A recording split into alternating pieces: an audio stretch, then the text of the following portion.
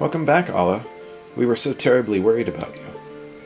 Though it is plain that I have caused my own fair share of worry, and for that I apologize. Hydaelyn called to me that day when you entered the Tower of Babel. Her pleas were faint but desperate, and I knew at once she required a vessel to carry out her will. What came after feels like a dream barely remembered, my body flowing through the life stream toward Gollermold. When I regained consciousness, I was all aches and frostbite, exhausted of aether. So exhausted, in fact, I could only laugh, for it was in that moment I understood Raha's weariness from the Tower of Zot. Would that I could laugh at a time like this. Though we prevented Zodiark from being unleashed upon the world, I am curious to know what else took place there on the moon.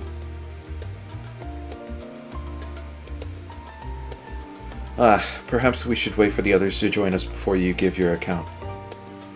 Let us reconvene in the main hall once they've arrived.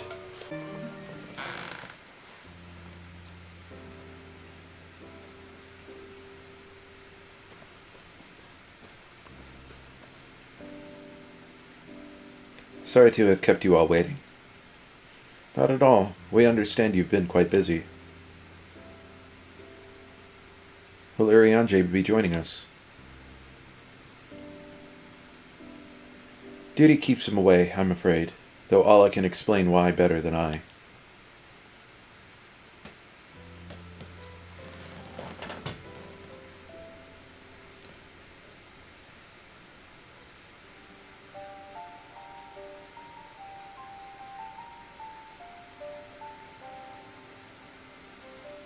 The final days, as befell Amarat. And we are to escape via the moon. What of the source and its reflections? I have no intention of standing by while the world falls to ruin. So how do we stop this? Unfortunately, we have no answers at present. If the celestial currents have grown stagnant, as was the case in the time of the Amarat, the solution would be to alter the flow of aether throughout the entirety of the star. The ancients accomplished this by summoning Zodiark, sacrificing half the star's population in doing. But it should go without saying that such a sacrifice cannot be repeated. Which leaves us with the daunting task of identifying the underlying catalyst for the final days, a feat which even the Amaratans could not accomplish. Unfortunately, we found clues in Mare Lamentorum. There is still much we do not know about the catastrophe itself, let alone what may have caused it. The final days were marked by the corruption of the Amaratans' creation magics, but we can command no such power, which invites the question what havoc is in store for us. If we knew that much, perhaps we could draw some parallel with the events of the past, and thereby form some semblance of a plan. Perhaps we should start with the Forum, and, having worked with the Loporrits in secret all this time, there is surely more they can tell us. Forgive the interruption, but I have urgent news. The Forum is holding a public assembly in the plaza outside, some sort of announcement. What is Father up to now? There's only one way to find out.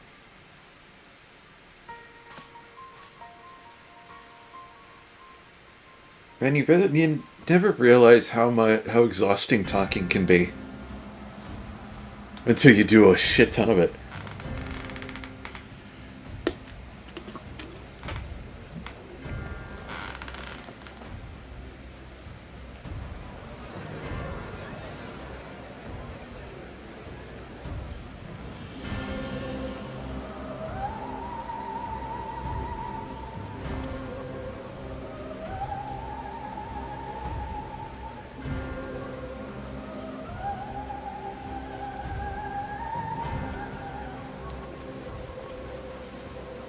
Order! Order, I say!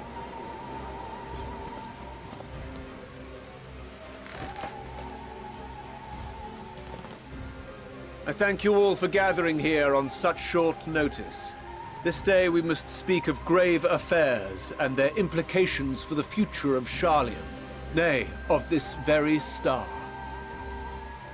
Said affairs concern all citizens, and so we have called for a public assembly.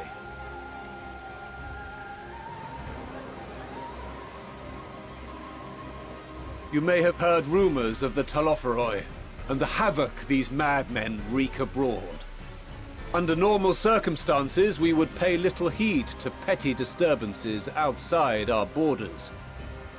The final days, however, are another matter altogether. For we dare not ignore these prophetic words of Eld. The Endbearers will come, ushering chaos and calamity. The final days descend and devour the very star. I've never heard this prophecy. Is it true? Will all that really happen? Calm yourselves.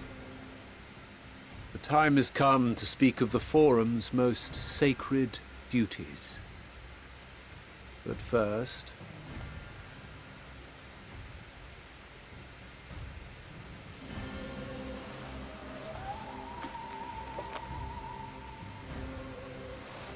Give voice to the voiceless.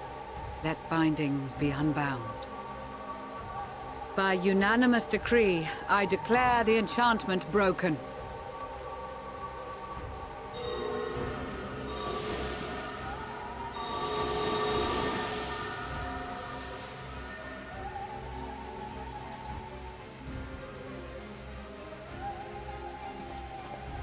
Master Leveilleur, if you would.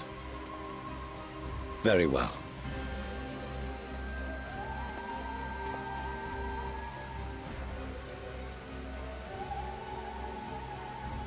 "270 years ago, our forebears began an expedition in the Dravanian hinterlands, in search of a route to access the ethereal sea. This much is public knowledge. Their findings, however, would become the Forum's most closely guarded secret. What those researchers discovered in the hinterlands was not a passage unto the ethereal sea, but the very heart of our star, and Hydaelyn herself. She spoke to them of a calamity that would extinguish all life, and of a means by which we might be spared. The moon. 'Tis in truth a gargantuan vessel built to serve as sanctuary for her children and deliver them from this doom. Much like Nunkref's hope in ages past, it will bear the people of a world in the throes of death to a new home. Needless to say, this will be no small undertaking. To facilitate the great work, the Forum has maintained close contact with the servants of Hydaelyn, who presently reside on the moon. Convinced that the foretold end was all but inevitable, we began amassing a wealth of knowledge, not merely for the betterment of our nation, but in preparation for the journey to come. You reveal this to us now? By the gods, how long do we have?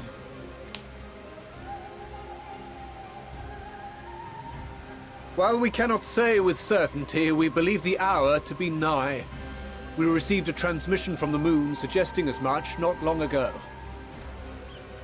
Which is why we must in earnest begin preparations for the great exodus. For his impressive contributions, and the leadership he demonstrated during our withdrawal from Dravania, we have elected Master Leveilleur to oversee this initiative.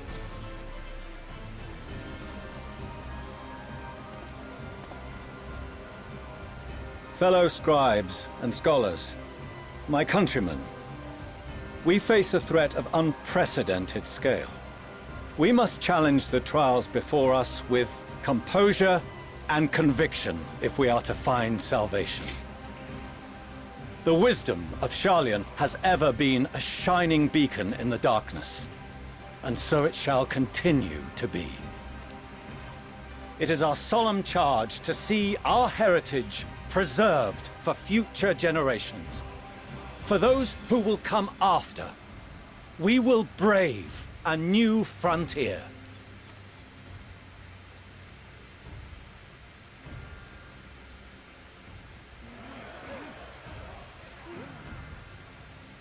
Administrative edicts will be relayed to all major institutions ere long. In the meantime, carry on with your duties. With that, I hereby call this assembly to a close.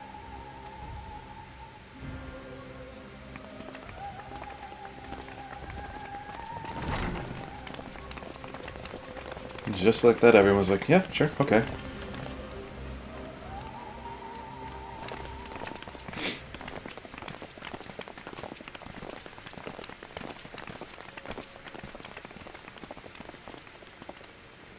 Do you remember what Mother told us when we visited home? That it wasn't until after we were born that Father seemed to lose himself in his work. If that great work of his was the evacuation of this star, then... Yes. It wasn't for his benefit.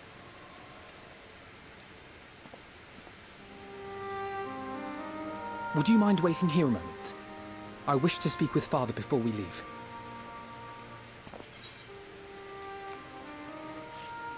Keep it civil, eh?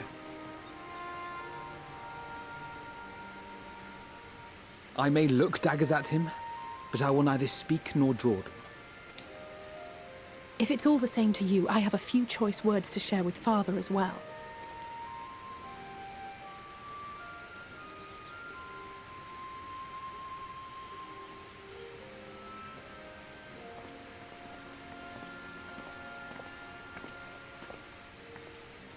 So, come to call us cowards and bid us join your fruitless battle against the inevitable. Nay, we do not object to the Forum's proposal. On the contrary, those who wish to flee have every right to do so. Urianger is cooperating with your associates on the moon to ensure that all is ready should evacuation be our only recourse. Then whatever your business, I suggest you be brief. Though we cannot boast the boundless wisdom of Sharlayan, we have first-hand knowledge of foreign cultures and have conversed with no small number of peoples.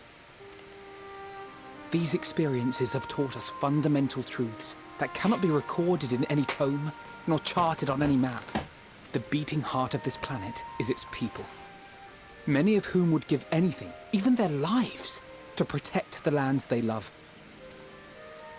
Many may choose to join you in the end. But what of those unwilling or unable, for whom escape will never be an option? What would you have them do? To ignore the plight of those one might conceivably save is not wisdom, Father. It is indolence. This is why we choose to fight. We'll not ask for your understanding, Father. Only that you don't turn a blind eye to the good we have done. That we can still do. We're not children in need of protection. Hold fast to your principles and let the world burn if it please. But we believe there is still another way. And if there is, we will find it. You see if we don't.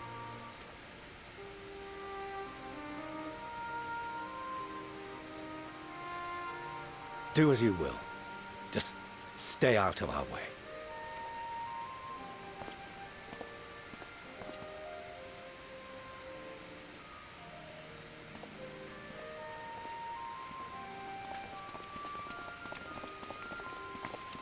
Were he not so consumed with self-righteousness, he might tell you how proud he is of you both. Bold words call for bold action. And there'll be no turning to your father should plans go awry.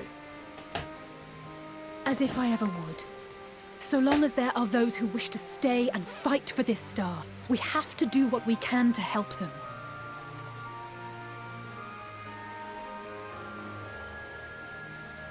And if we're to do that, we'll need to be well rested. Wouldn't you agree? and having triumphed over what we once thought to be the source of all evil, I can think of no one in greater need of at least a dozen winks.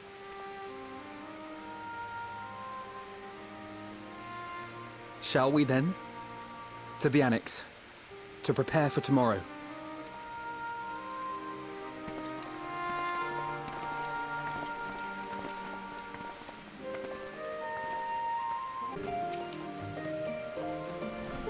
Crowd tells me the Forum made a rather momentous announcement, so there's to be a great exodus, is there? I'm reminded of my narrow escape from the Isle of Al. The realization, the running, the mixture of relief and regret after. Why me, I asked myself, why me? Why us? Why now? Why wonder? There's no use in fretting over the cosmic morality or lack thereof. We're here, and we'll get through this together. And who knows? Maybe my luck will rub off and grant everyone a narrow escape. There's no harm in praying for as much. Oh, but enough of my rambling. I'm sure you're exhausted. Your chamber awaits.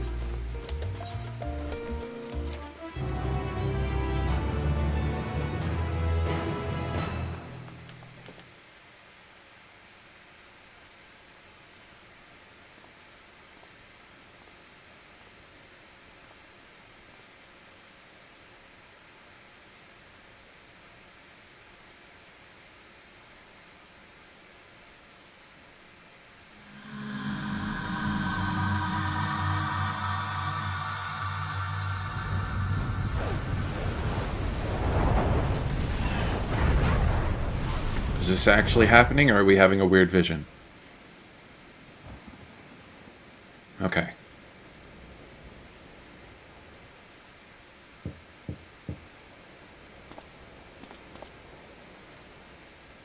A visitor has come knocking at your door. Whoever could it be? I get to choose?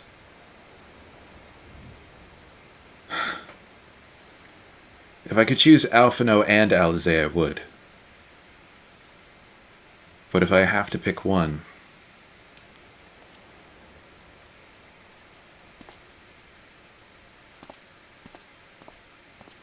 Just like back on the first.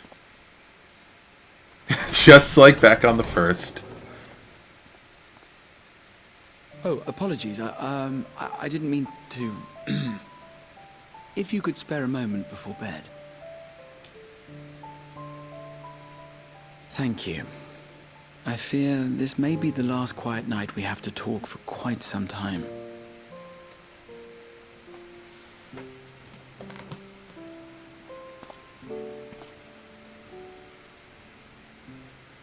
I am troubled of late. Unwarranted concerns, perhaps. I hope. Nevertheless, I feel compelled to share them with you. Though you have bested your enemies thus far, Xenos and even Zodiark, your victories have come at a considerable cost to yourself. No one is without their limits, and you are no exception. I worry the added weight of the final days will prove more than you can bear. It is surely too much for any one man. But you needn't bear it alone. Let me share your burden. My, carrying capacity pales in comparison to yours, but I could still help. Shoulder the occasional satchel from your ever-growing mountain of, baggage. You have already done so much to help relieve me of mine own encumbrances. 'Tis only fair that I repay you in kind. Of course, it needn't be only troubles we share. Moments of joy may seem few and far between now, but there will come a time when we look back fondly on this journey. The inquiry at the Forum, our march through the snows of Garlemald, our impromptu dinner in this very room. All of it. And that is to say nothing of the journeys yet to come. To the ends of the world and beyond.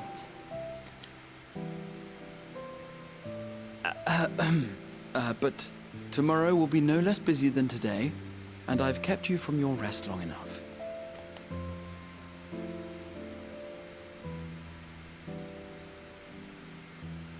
Sleep well, my friend.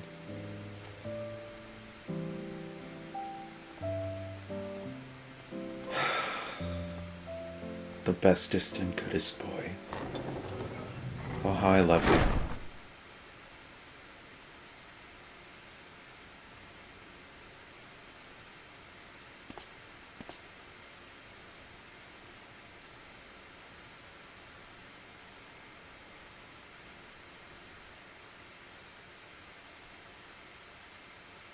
A short while earlier in the Alamegan Quarter.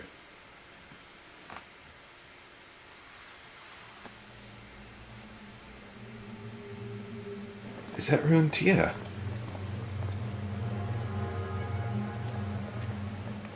What's he doing here? Thank the gods that tower is gone.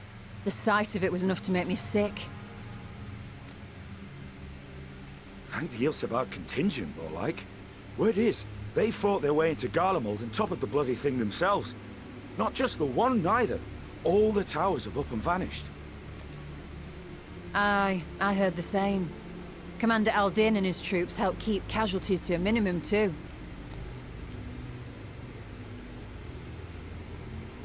But is it true? They brought back tempered Garlean soldiers? As Commander Aldin tells it, they've a treatment for that now. But don't worry. Cured or not, they've no plans to bring them into the city proper. I see.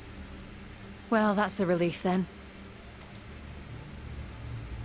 I know we've brothers and sisters among the lot, but I can't say I'm eager to welcome them home. It's Euless, isn't it? Wanted to think about it for a while yet. But to be looked after in Alagana for the time being.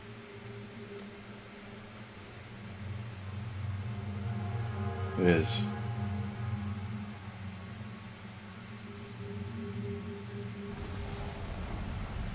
What? Meanwhile in Ishgard... Oh god, what's going to happen?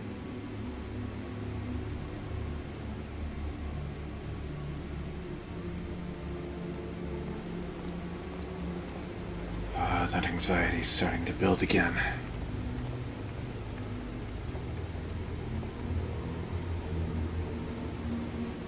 There's Sudoku! Ariel! Another day, another commission of paramount importance.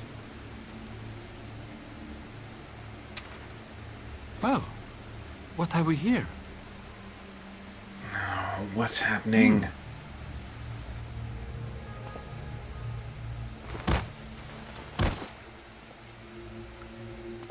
Hey, are you all right?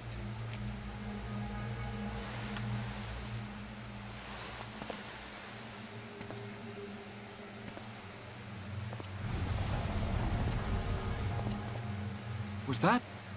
No. The shadows play tricks, nothing more.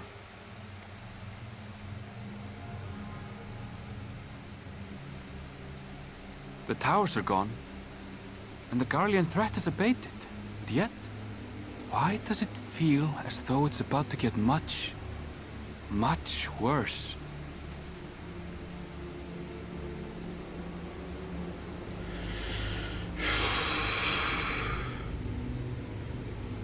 If they're not tempered, what's happening?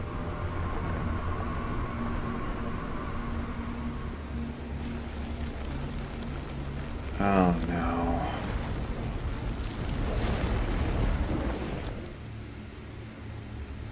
Is Thavnair gone? Fuck. Fuck, fuck, fuck, fuck. Sky's aflame. Oh, I was just about to call for you. I'm afraid we received another call for assistance. This one comes from Radz-at-Han. The others have assembled in the main hall to discuss the situation. You must join them at once.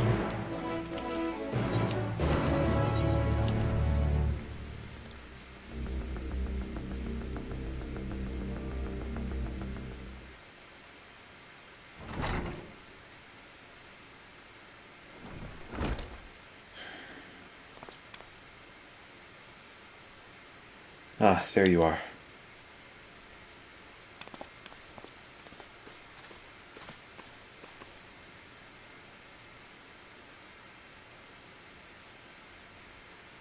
Our worst fears have come to pass. But moments ago we received grim tidings from our contact in Radz-at-Han. Vile beasts have appeared out as if out of nowhere, claiming one victim after the next. What's more, they say the sky burns above them.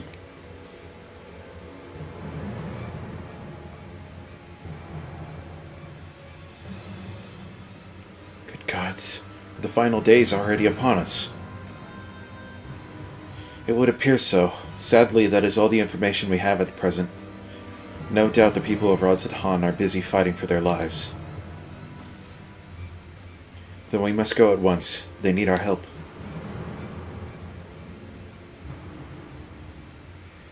Agreed. Kryle, you'd best remain here with Tataru, and gather what knowledge you can. You are in no condition for a long journey, I imagine.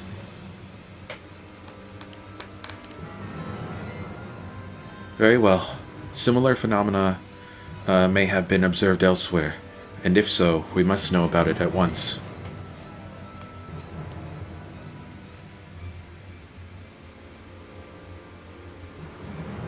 Be safe out there, yes? Let us make our first for Mama. We must prepare ourselves for what may lie ahead.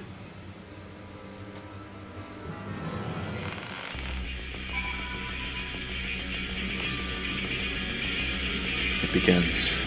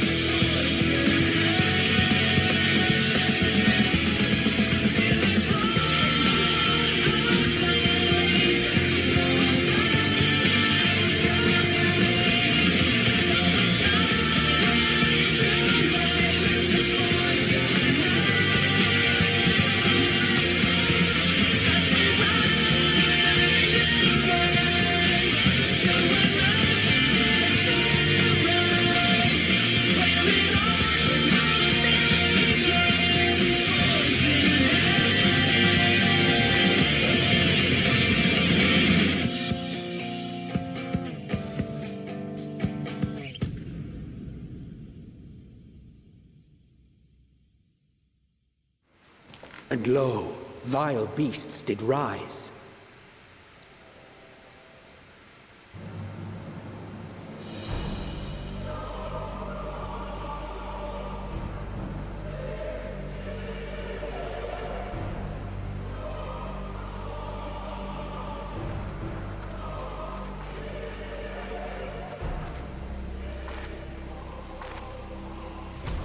Leaving naught in their wake but blood and ash.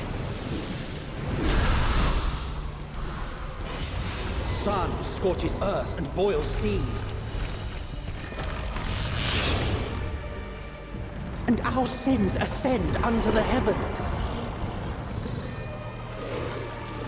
Three dooms to unmake all we were.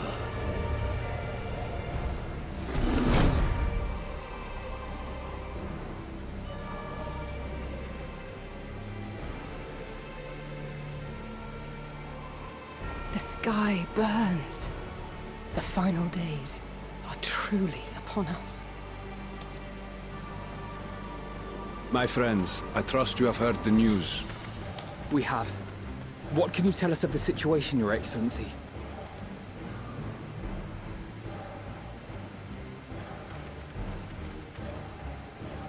Last night, the isle was rocked by tremors, and the earth itself cried out. Aloft, the heavens began to burn. From all about, unholy beasts, the likes of which we had never seen, came forth in fury and rage. No. To say they came forth would be inexact. The people of Radz-at-Han themselves transformed into these baleful fiends. The people themselves?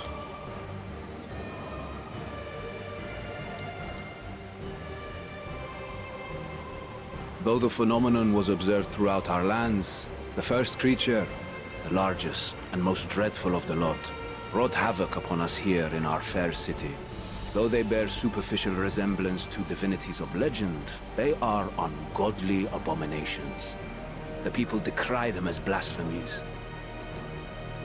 The Large One's rampage has since taken it to the northern reaches of the island. I mean to dispatch our radiant host in an attempt to quell the threat. And what of Vritra? Vritra too makes for the north of his own accord, and yet he knows the blasphemy and its minions were but yesterday his beloved people. I pray his boundless compassion and mercy does not deter him from taking unenviable but necessary action.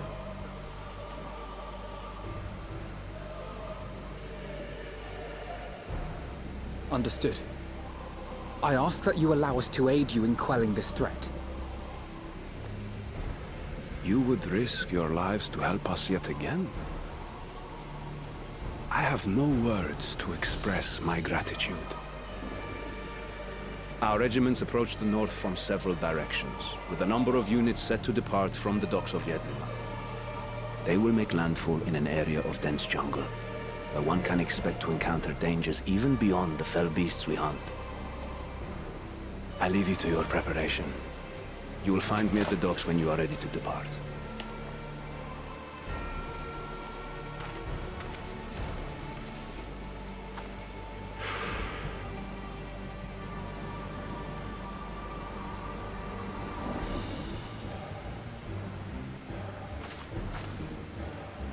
We're as prepared as we'll ever be.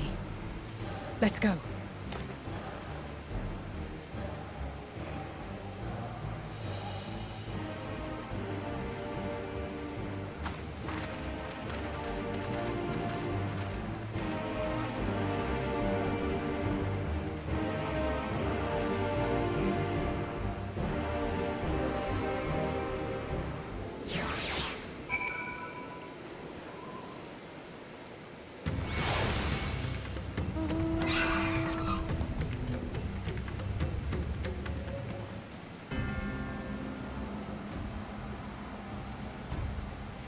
Everyone has assembled, yes?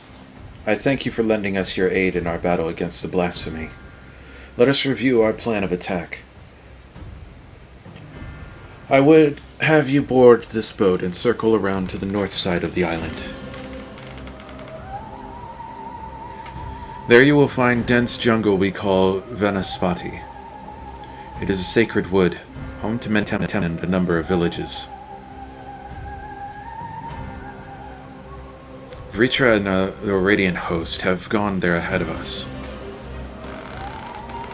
I ask that you join them and do all in your power to destroy this blasphemy.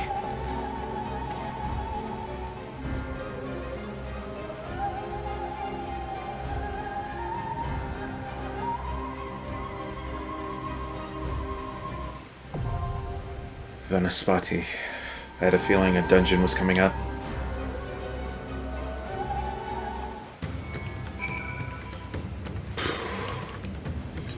Akasha. I stand ever ready. Let's go.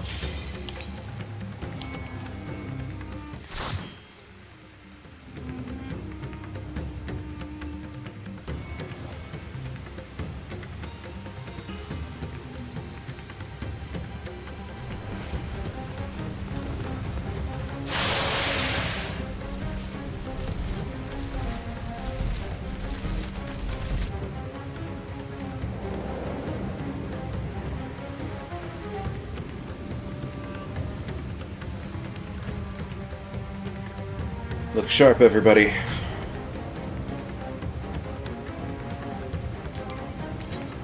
First, I must consume this egg.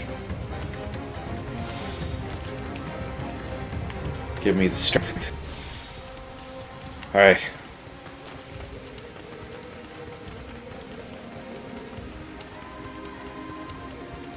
There's Vritra.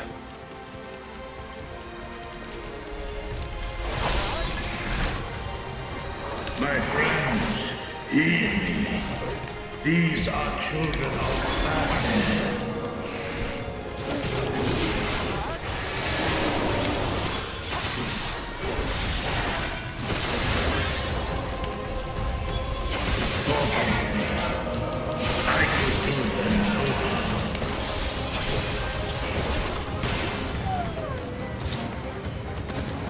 If this is the only way, Tiamat had to do the same with her children. I shall silence the beasts of the air. Pray continue onward.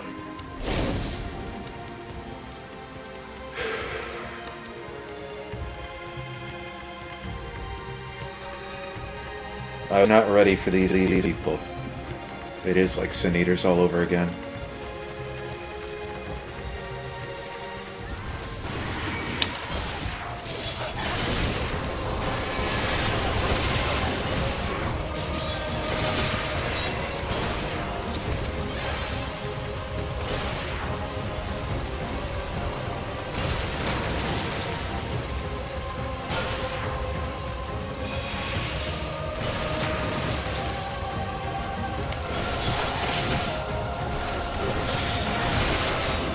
Nothing will get me up.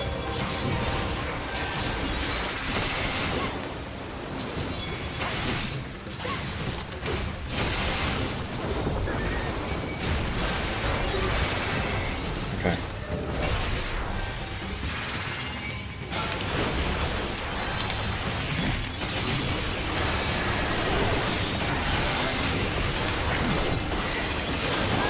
There.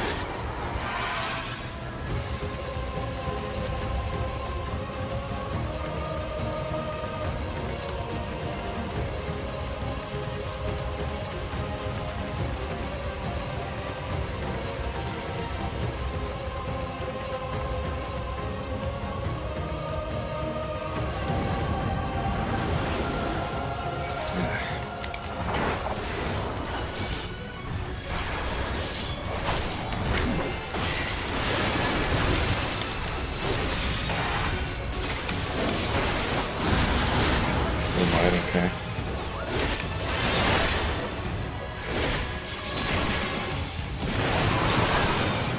That's gross. What the fuck?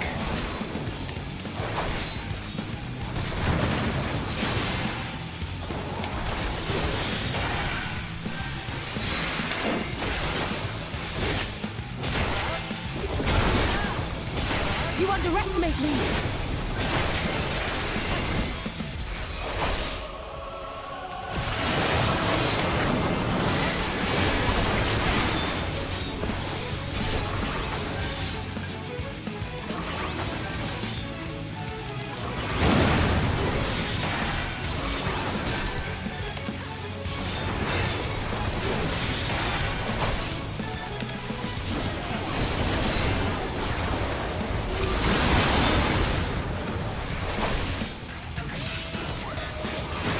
Lost hope. Oh boy.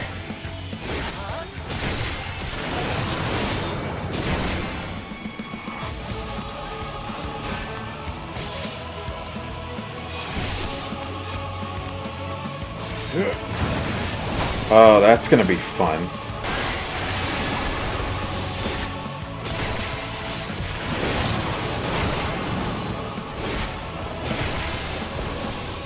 What is right?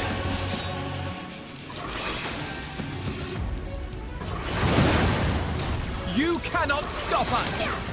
What is left?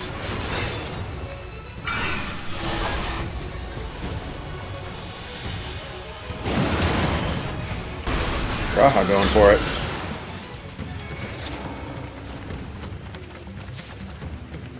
Palaka pumps. What is this vile presence I sense?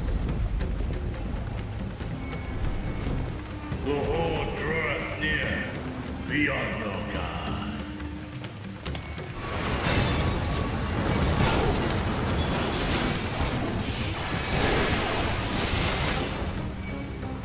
Where's my oh, they're right there. I thought they were still behind.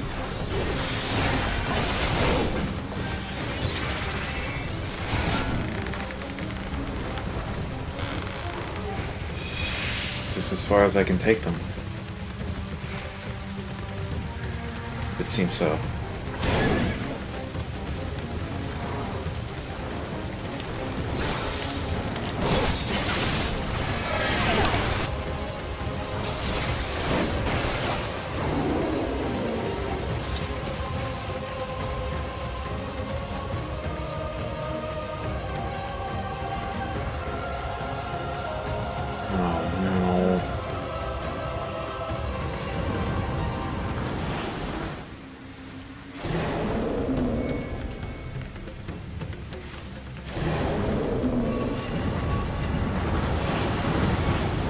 Is it hopelessness? People who give in to despair?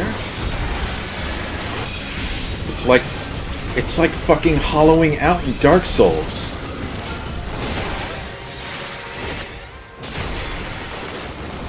I'm sorry.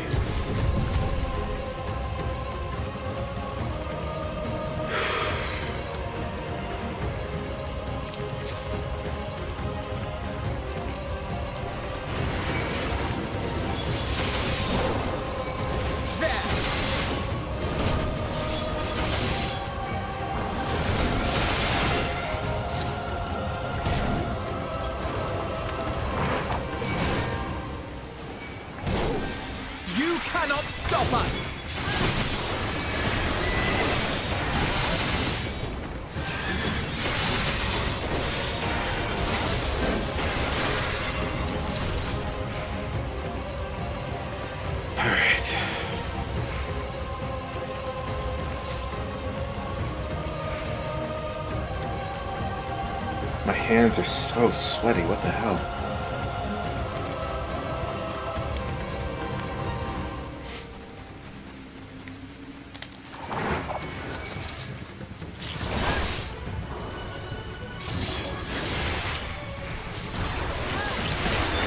Meaningless destruction.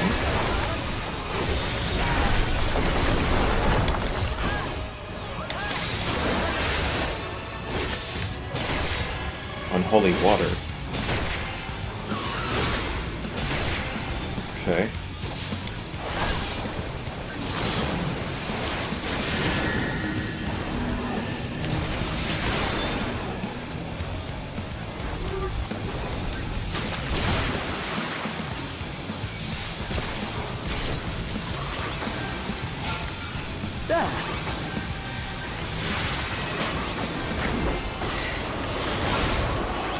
Okay, I thought those were going to explode, but it looks like maybe only if you touch them. So just don't get knocked into them.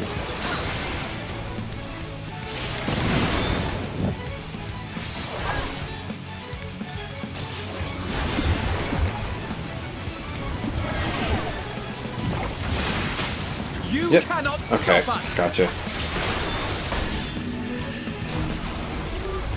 There we go.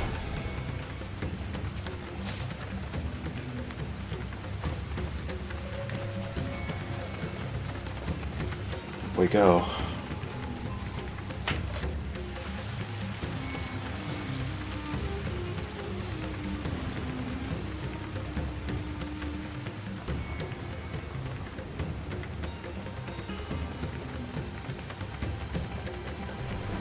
Jesus.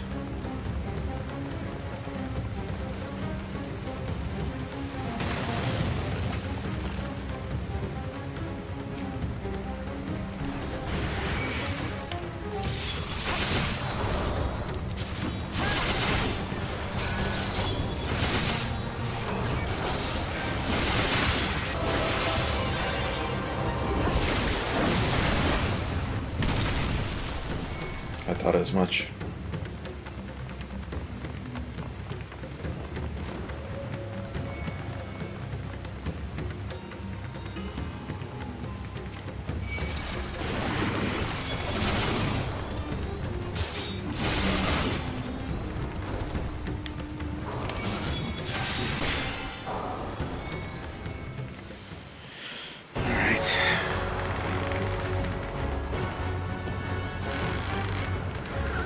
What's this one?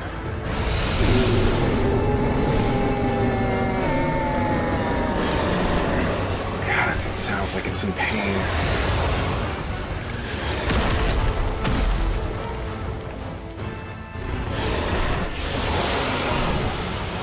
Blasphemy. Svarbano.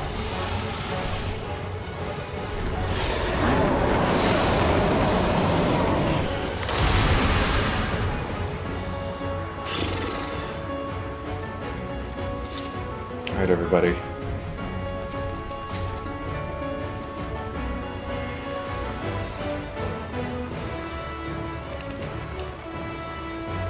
East of Amaranth, or something worse still.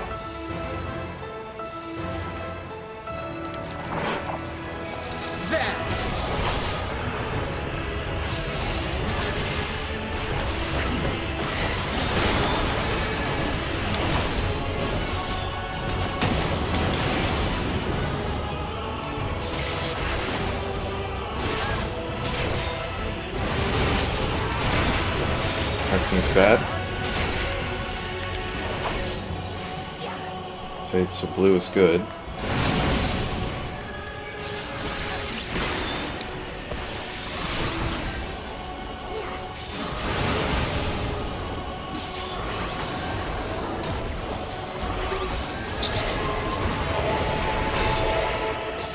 Triangle? What does that mean? You underestimate me!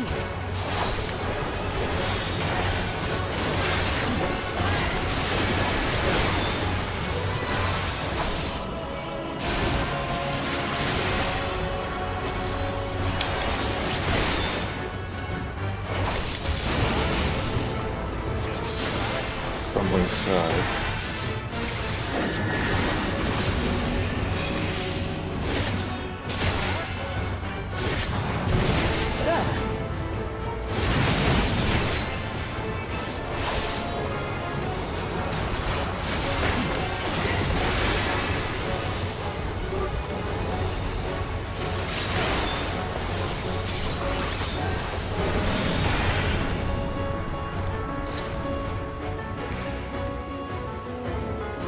Oh boy.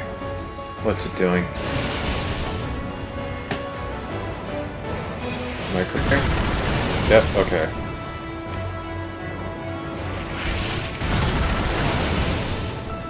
This is cool. I like this.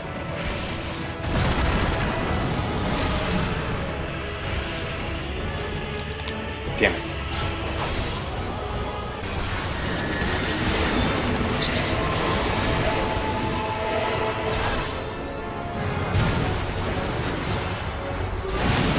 That takes a little bit of coordination. 88.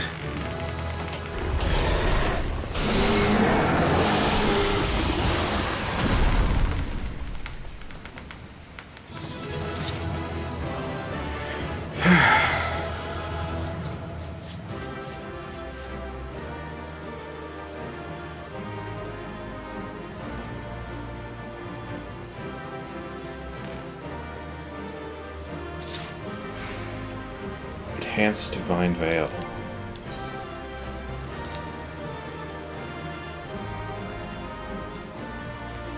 Adds healing effect to Divine Veil. Cure potency 400. Okay.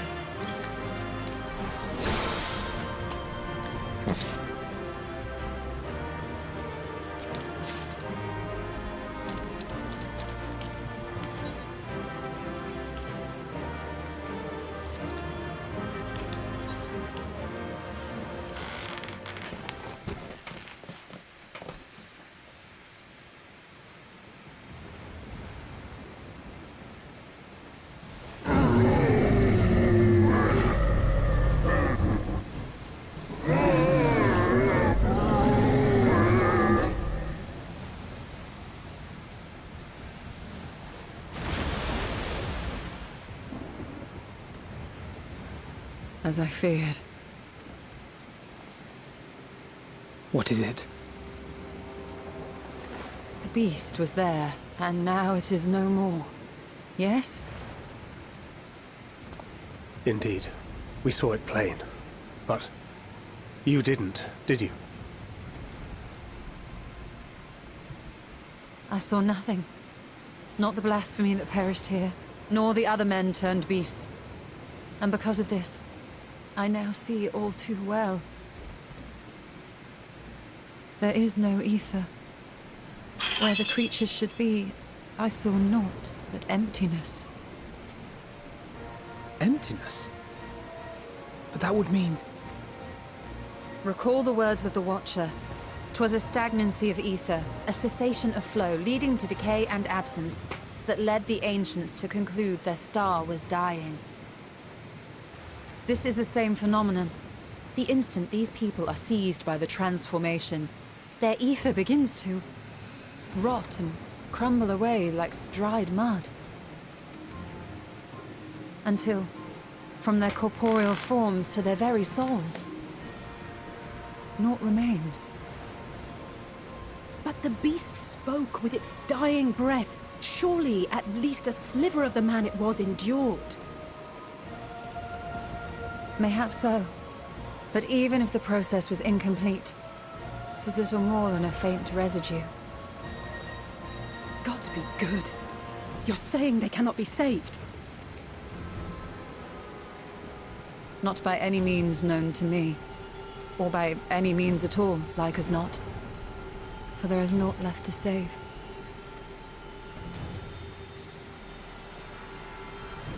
They return not even to the ethereal sea.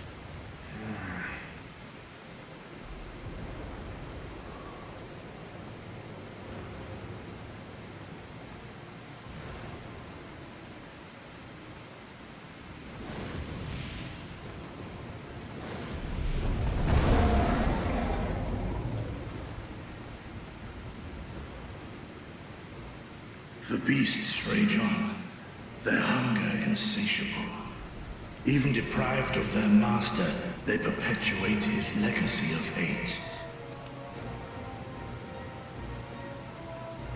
Once proud sons and daughters of Thavnair, all of them, and now I spill their blood.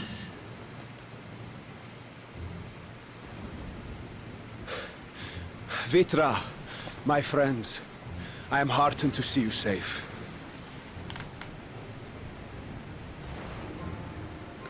You put your secret at risk. Those closest to me already know the truth. A truth I must now share with one and all.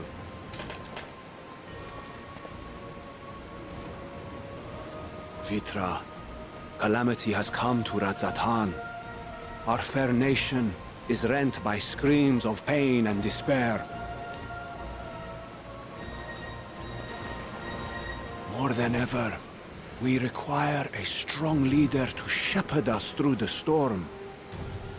Reveal your true self to our people, Vritra, and guide us to salvation. What madness is this, I-One? Thou dost forget thyself. Were we to reveal our duplicity, it would do naught but foster confusion and chaos. Nay, I shall remain the Satrap's loyal ally, and do battle with the beasts. Easing hearts and leading the people to safety is thy task, and thine alone.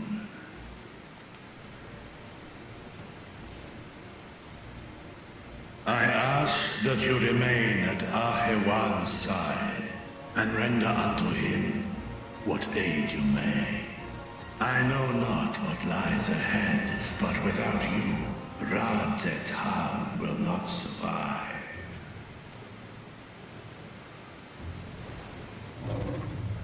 Take me with you.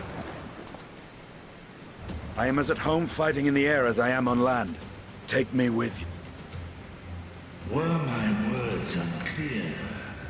I require no assistance. Thy place is at Hydaelyn's side. Estinian, here.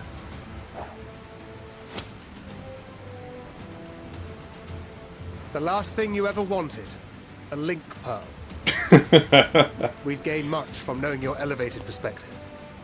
And it'll keep you from getting lonely. which I know you loathe. You heard the man.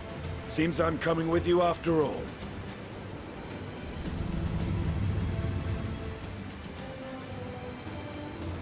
Then I pray thy grip is iron. Be it on thy head if thou dost chance to fall. Fair enough. Now, shall we?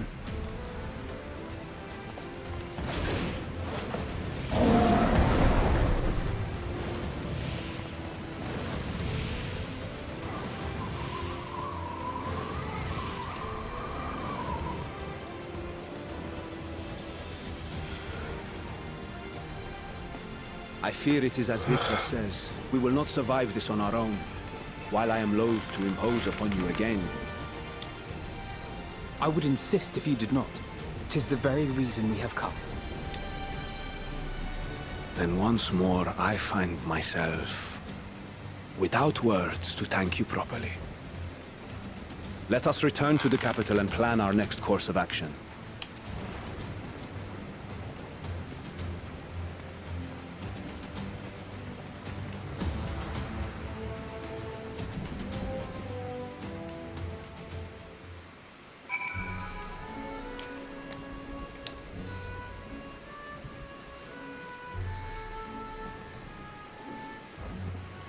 Our Radiant host has eliminated the immediate threat to the city, though it pains me to know those beasts were once my own people. There is no telling when or where the next transformation might occur. We might remain vigilant and steel ourselves for whatever is yet to come.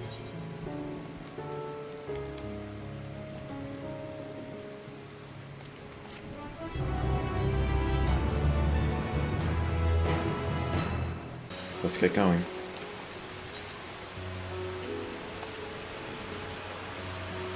Forgive me, my friends, but I must return to Megaduda for the time being. There I can better manage this crisis and dispatch my troops as the situation demands. In that case, we shall carry out an investigation of our own here in the city. Mayhap the residents can tell us more about the first of the transformations and the conditions under which it occurred. If we can ascertain what exactly triggered these tragic events, it may give us some insight as to a possible solution. Time is of the essence. Let us split into 3 groups that we may cover more ground. Alize and I will see to Pax's path. Tancred and Y'shtola pray make for Dhamma. I leave Artha to Graha and Yuala. Any information you can gather on the first blasphemy or the manifestation of the final days here in the city would be most helpful. When we have completed our respective inquiries, let us reconvene in front of Megaduda, that we might share what we have learned with the satrap.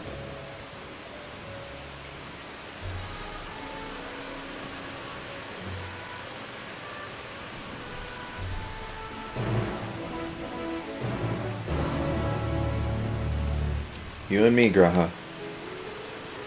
Shall we be off then? Athra is home to the High Crucible of Alchemia, whose alchemist forged many of our warding scales. That seems as good a place as any to begin our investigation. Don't you think? I spoke briefly with Nuadin, the chief alchemist there, on our last visit. He would be happy to answer our queries. Date time.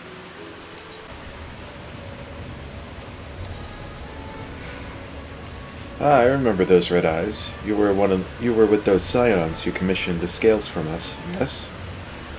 I welcome you back to the High Crucible. What brings you here in these troubled times? We are assisting the satrap in investigating the crisis that plagues the city. Did you happen to catch sight of any of the creatures? I did. As I was going about my work, I was disturbed by crashing footsteps so powerful that the very ground shook. I rushed outside and could not believe what I beheld. The night sky was burning. Suddenly I heard panic screams coming from the direction of the Balshan Bazaar In the next instant, a monstrous beast poked its head out from the midst of stalls. A handful of radiant rushed to the scene, only to be sent sprawling as the fiend and its minions propelled themselves skyward. So the blasphemy came from the vicinity of the markets. This knowledge may prove useful. I thank you for sharing your tale. Well, I do believe we know now where we should inquire next. To the bazaar, then. So this is Thavnairian weave, I must say. It bears a resemblance to the traditional fabrics of Corvus. Small wonder, really, given that it's just across the water. Not that I am much of an expert in Corvosi culture, of course. I've not had the occasion to visit my ancestral home since coming to Sharlayan, and like as not I will never reside there again. That said, in recent days, I felt more acutely aware of my heritage, and grateful for it. It is thanks to my forebears that I inherited the royal eye, and with it the wisdom of ancient Alec. And so, well, I simply hope that my countrymen are safe, and one day, when this calamity is but a memory, I would like to see Corvos again. If only once. Forgive me, but my shop's closed until further notice. Needless to say, we've more pressing concern these days. We have come not in search of wares, but information concerning the enormous fiend that tore through the bazaar. Did you perchance witness anything? Afraid not. I'm afraid not, my friend. I was here the whole time. So I only saw its little minions. Made a mess of the place, they did. While that was all going on, the great big one tore through the west side of the bazaar. You'd have better luck asking there.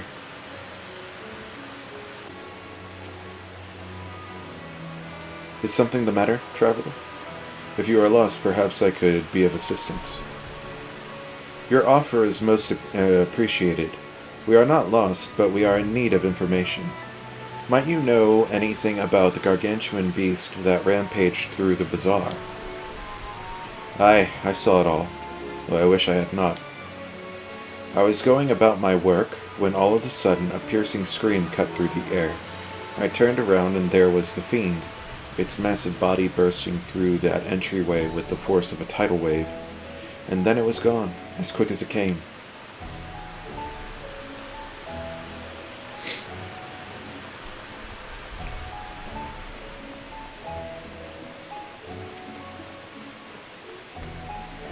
Sisters, have mercy. What is happening to the world? What am I to do? Is nowhere safe. Settle down, friend. The danger has passed, at least for now. If it's not too painful to remember, could you tell us what you saw? First I heard the screams, then a horde of ravening beasts came charging toward us. One of them was huge, bigger than a Merid, throwing people about like rag dolls, and it was eating them. I hid under the counter, saw others do the same. But the shrieking and wailing kept getting louder, more voices in the throng. Beasts or victims, I couldn't tell. I knew not what was happening, still don't. That is enough, my good man. You are brave to share with us your tale. Many of your fellow merchants are safe. The High Crucible, too, has survived mostly unscathed. Pray stay close to your friends and loved ones. Rest your body and mind while you are able.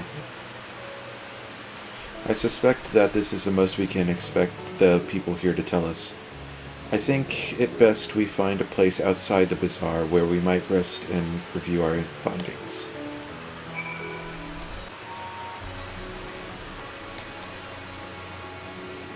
Judging by their accounts, the transformation had already occurred by the time the beast reached the bazaar.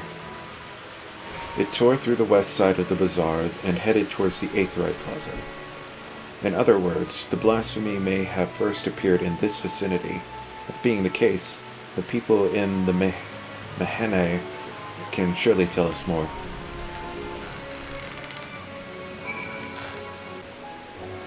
If I had to wager a guess, I'm thinking that assuming my previous theory that it kind of works like Dark Souls Hollowing, that giving in to despair and losing sense of your purpose or sense of yourself leads to the transformation. I'm guessing that given the hard times and everything going on, a merchant perhaps gave in to despair and caused the transformation.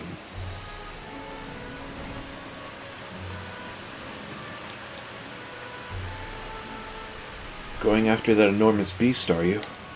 Aye, I saw it, including the very instant that poor bastard transformed. Damn the gods for putting me there.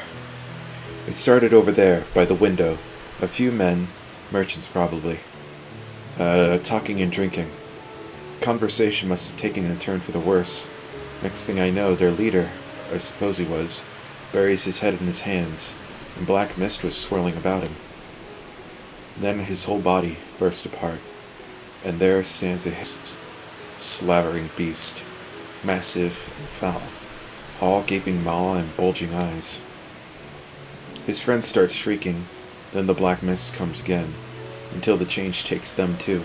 Stuff of nightmares, I tell you. Nightmarish indeed. Incidentally, do you perchance know who those merchants were? No, I'm a decorator by trade. Not much cause to mingle with their sort.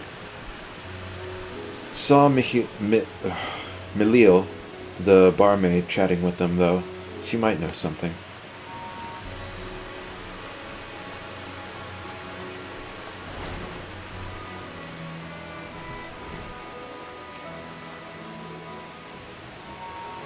Even after repairing all that damage, it'll take a while for business to pick up again. You mean the blasphemy? That's what the Radiant have been calling it, anyway. I saw it too. We all did. I was standing here at the counter as Marie poured me a drink, when suddenly there came a dreadful sound, like a pained, angry groan. It was unlike anything I had ever heard. I turned around in shock, and from an ominous cloud of black mist rose the creature, enormous and ghastly to behold. As for what happened next, to recall it sent shivers up my spine. By some stroke of fortune, I was able to slip outside before the god got its claws on me. But the sight that greeted me offered no solace. The blue sky above turned red as blood. Merid, myself, and other survivors clung to each other for dear life, till the Radiant host came to our aid. Wait, did I hear you correctly? The beast manifested before the sky began to burn. I'm certain of it. The windows here offer a clear view of the sky, and I saw nothing out of the ordinary until the beast appeared and began to rage.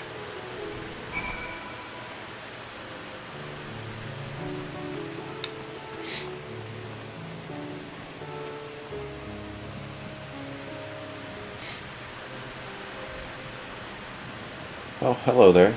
Welcome to Mirid's Mechane. What can I get you? We have come not for libations, but rather for information. You are Milil, yes? Damn, I forgot to turn my fan off. It's like, why do I feel a breeze? That's going to be annoying on the recording.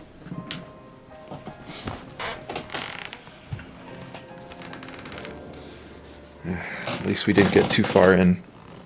Alright. We are investigating so-called blasphemy on the satrap's behalf.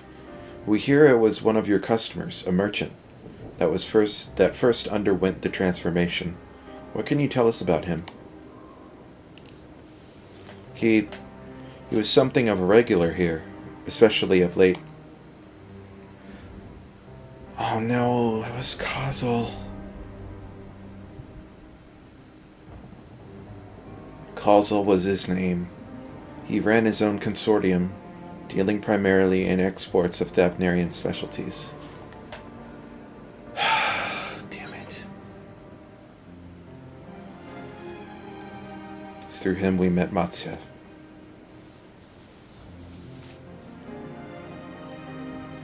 Yes, the name rings a bell. Didn't you meet them both on your first trip to Thavnair? If I recall correctly, Kalzal ran a trading operation in Yedlamad, and it was there that you made Matsya's acquaintance. Yes, that is the same Kalzal, no doubt. A rather successful man, from what I gather. That said, it was clear that he had fallen on hard times of late. Those ghastly towers popping up everywhere cannot be good for business. Even now, with the towers gone, the collapse of the Empire has led to all sorts of problems elsewhere. The market for luxuries is surely not what it once was. Trying times for the head of the trading consortium, indeed. Kalzal was a compassionate man. Even as his own business suffered, he did what he could to provide for the artisans, fishermen, and many others who counted on him to sell their wares. Indeed, that was the very topic of yesterday's meeting, as far as I could hear. Yet as they discussed matters further, Kalzal's tone grew grave and grim. It was then that... Forgive me. I would not have to recall a memory if it brings you pain. If I could, I would ask just one more thing. Did you notice anything unusual about Kalzal in particular? Please, anything at all. Sorry, nothing springs to mind. Perhaps someone else can help you. Kalzal lived for his work, and had no family that I know of. His employees and associates knew him best, but they too are lost to us. Still, perhaps his neighbors know something I do not. I can direct you to them, if you believe it would help. What do you say?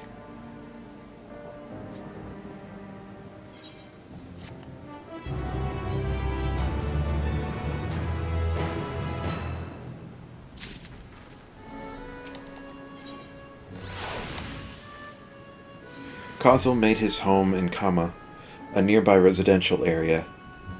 From what I gather, Kalzal lived there since childhood and was known throughout the neighborhood. Kama, the name is new to me. How do we get there? I'll write down some directions.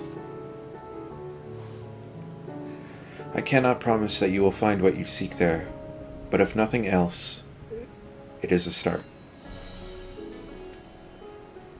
Come, let us see what this lead takes us.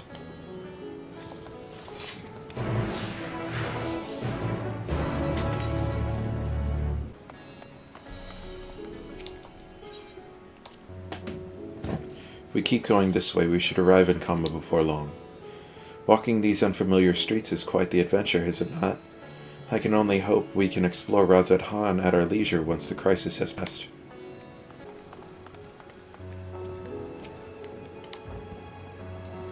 And this must be Kama. We've arrived at last. Let us begin questioning the residents without delay. No doubt someone here can tell us more about Kalzal. Given recent events, I imagine many are taking shelter indoors.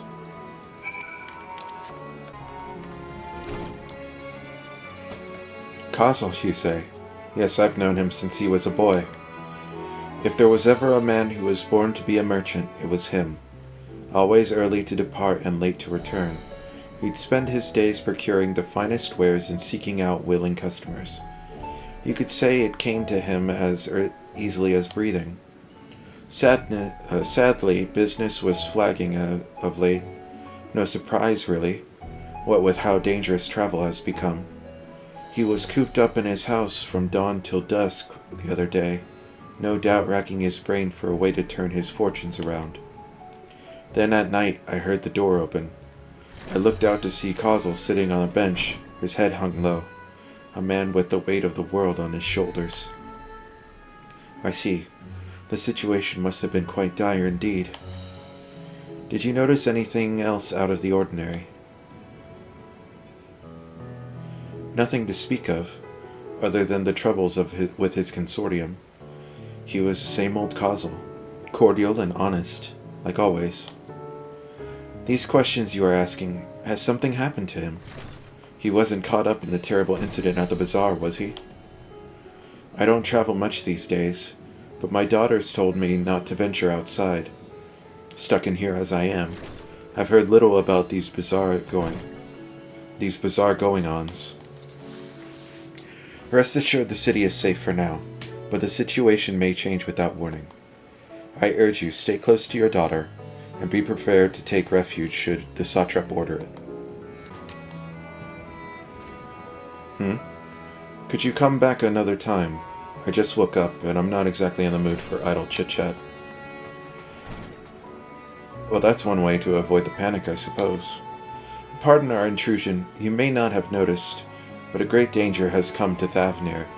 I encourage you to stay alert and prepare to flee the city should the situation turn dire. But before we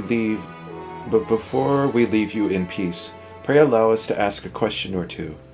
Did you know a local merchant named Kozil? If so, did you notice anything unusual about him recently? Kozil? Aye, I know him. In fact, we spoke just the other day. Like many others, his business was doing poorly. Still, it seemed as though he'd managed to turn things around, thanks to a generous order from Ruveda Fibers. Why, he was practically dancing in the streets. I haven't spoken to him since, but I assume it all went well.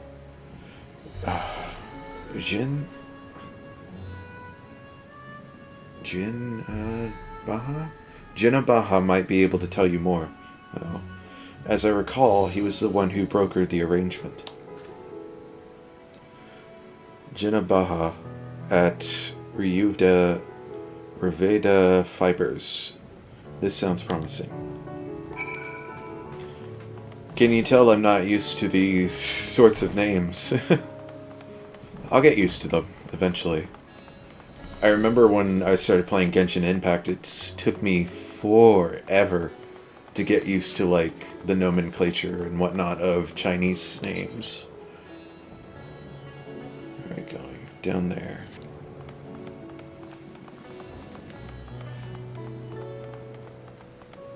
I couldn't tell you with certainty exactly what area of the world these names are closely akin to. I'm not that knowledgeable. I mean, at a glance, I'd say Indian, but I'm not entirely sure. I don't want to be presumptuous.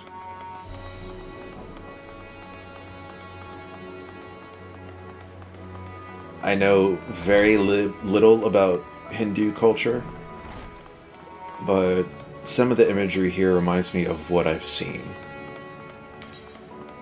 Which again, isn't much.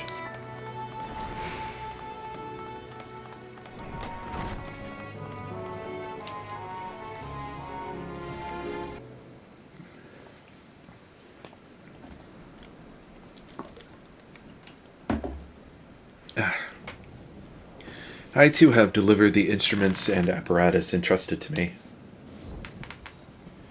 You both have my thanks. With our wares safely stored away, we'll not lose any more to those fiends. I take it that your establishment did not escape the attack unscathed. We did not. Thankfully, most of our workers had already left for the day, but those of us still here saw it all. We looked to the burning skies in confusion, and then, before we could even begin to make sense of it, a hideous creature burst through the doors, shrieking. We ran for our lives, but one of my colleagues was not so fortunate. He cried out, a scream of such agony, such terror, and in the next instant, he too sprouted fearsome claws. The sight of it caused another fellow to panic, and then he too transformed.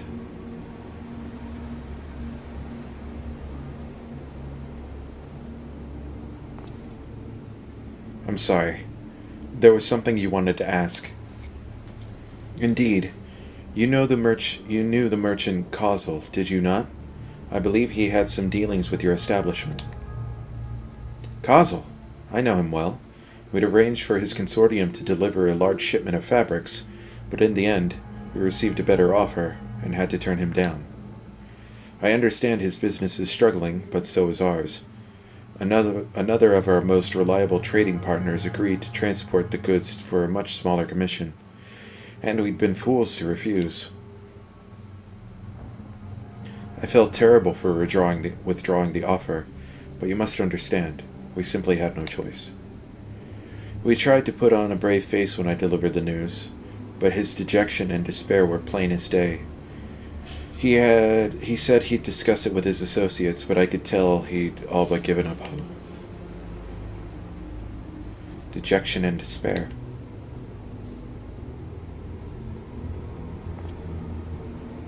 You remember what we saw in Vanaspati, yes? Soldiers and jungle dwellers pushed to the very brink, turning into beasts one after the next.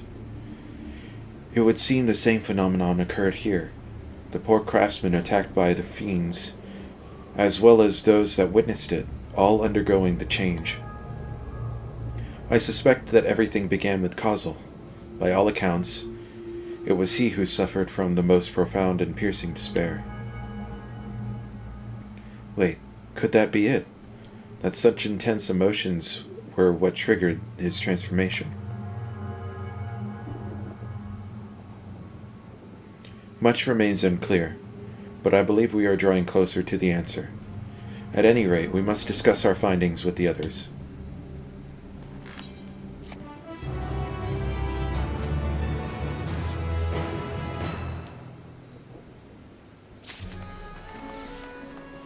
Water. So much reading.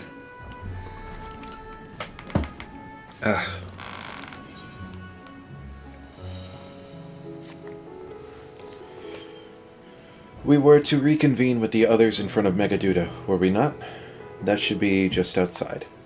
With any luck, they will have already returned from their own investigations. My friend, we must take our leave. I pray that your establishment is spared further tragedy, but remember, your lives are far more precious than anywhere's. If you ordered to flee, do so without hesitation. Indeed, I thank you for your concern, and pray you take care as well.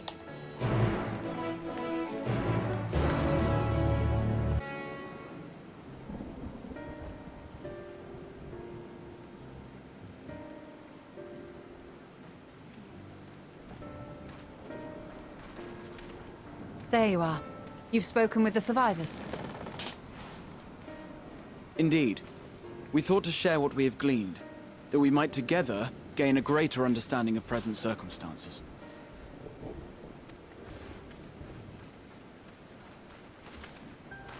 Fortuitous timing.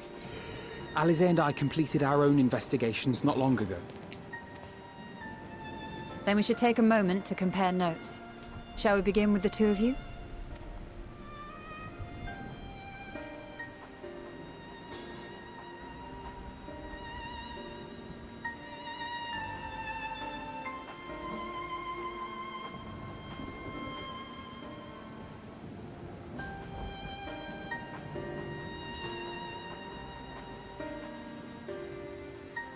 So the merchant Karzal was gravely concerned about his business in the days preceding his untimely end.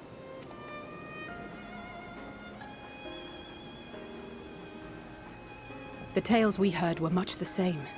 The first victims to be changed into blasphemies were all overcome with anguish of one manner or another.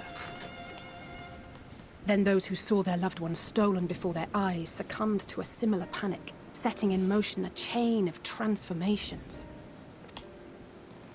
Fear, unease, despair. These negative feelings serve as a catalyst. If so, then it is not unlike the calamity that befell the ancients. With their creation magics, they unwittingly gave form to untold horrors. Had they simply lost control, surely it would have manifested in many forms, not all of them monstrous. Yet somehow, this phenomenon is triggered solely by the darkness in their hearts, a common thread with what we now witness. Common, but not identical. While the beasts the ancients faced were forged with magic alone, those of today are born of sentient beings. Why remains to be seen. But there is one fundamental difference between us and our predecessors. Our souls are sundered, whereas theirs were not. Perhaps that single variable makes all the difference. If I may, there was another detail that troubled me. We have it on good authority that Karl Zahl's transformation took place before the skies began to burn. What? If that's true, then the situation's more dire than we realized. It means even if there's no ominous sign presaging the final days, anyone, anywhere, has the potential to become a beast. Even in lands we thought safe, even as we speak.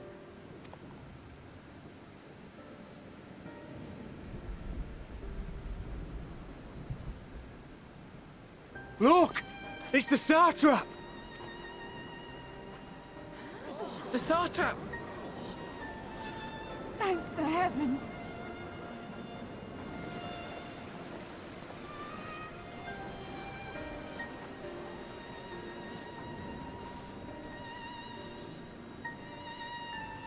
My countrymen, I am relieved and heartened to see you strong and safe.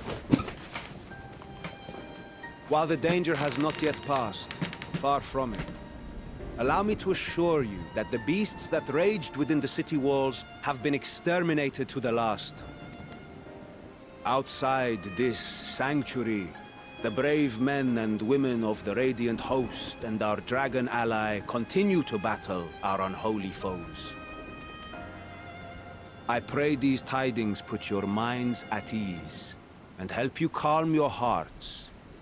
Have faith that we shall soon conquer this terrible trial. Your Excellency, is there any word from Palaka's stand? My grandson was bound for there yesterday, and I worry for his life. We are still awaiting a report, but I promise you, as soon as I have aught to share... Your Excellency, I bring grave news. You are? I'm Matsya of Akyali, a humble fisherman. Ah, I remember you from our first visit. Wait, you're... But no, that can wait. When the skies turned red, I set off for Palaka's stand, fearing for the safety of a friend. But as I drew near the village, I saw dreadful beasts all about. No! Gods have mercy! Your Excellency! Save my grandson, I beg of you! We will spare no effort to save all we can, but you must remain calm. Calm? You tell me to be calm? You saw those beasts? They tore our bravest warriors limb from limb! What if we are too late, huh? They catch him, sink their fangs into him? The fangs! I need you to not. God damn it! Get away from her, now!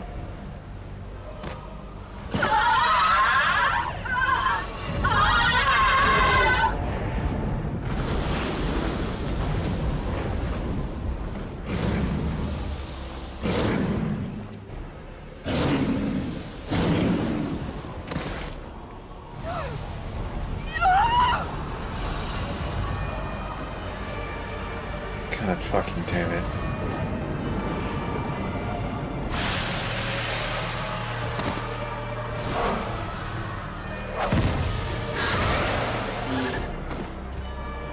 Damn it! We've got to kill them before it spreads. We'll handle this. See the townspeople to safety.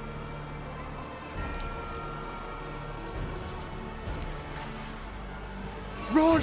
As fast as you can!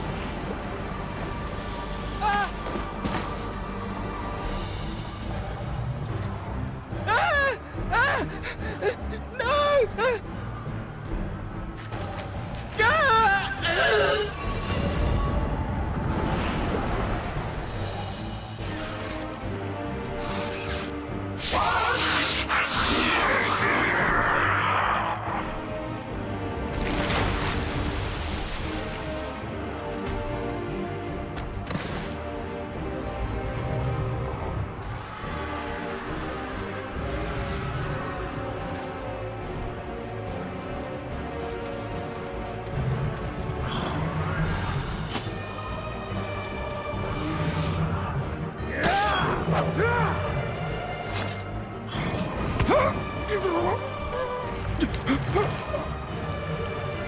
Vritra, our people, you must save them.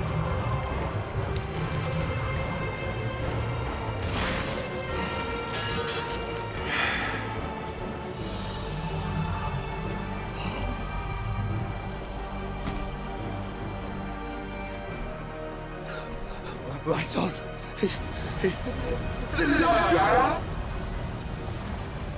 Enough! You must run. For their sake and your own.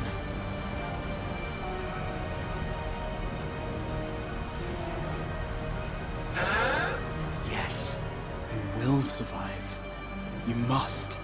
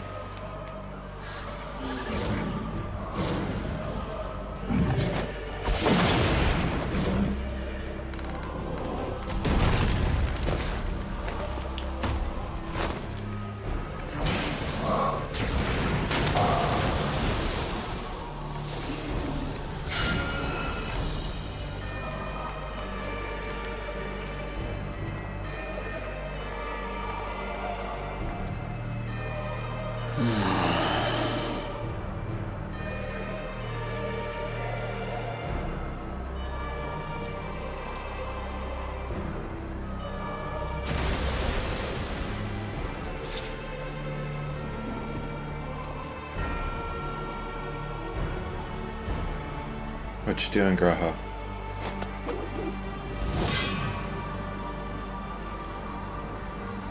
Be strong, my friends! Fear not, for we will defeat these abominations! A little bit of the Crystal Exarch coming through there. Brave men and women of the Radiant Host, lend your Stola and Thancred your aid. Let not a single beast escape. The rest of you, flee this place. Carry the wounded if you must. Head indoors or underground. Above all, stay calm. No beast will follow you. We will see to that.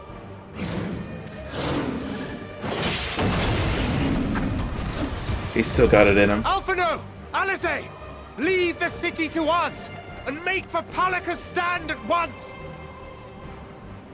Matsya, show my friends to the village. I promise you, they're more capable than the host's finest.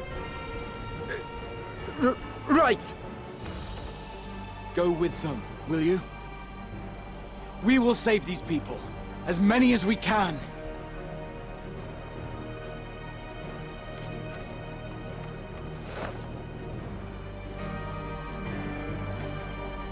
He's still got it in him. He can bring it out when he needs to. When shit gets real, so can he. So fucking proud of him. Damn it all. Staying calm isn't exactly my forte. We must save Palaka's stand, whatever it takes. Matsya, it pains me to put you in harm's way, but I would ask for your aid as well. Of course, Palaka's stand is not far, just down that hill. But as I told His Excellency before, the path is blocked by terrible creatures. I had no choice but to turn back. In that case, this is what we shall do. Allah, I ask that you take the lead and dispatch any beast you encounter.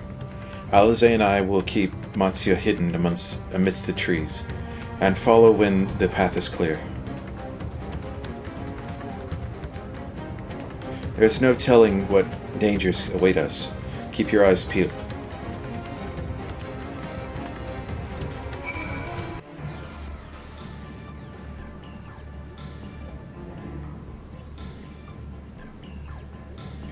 It cannot be.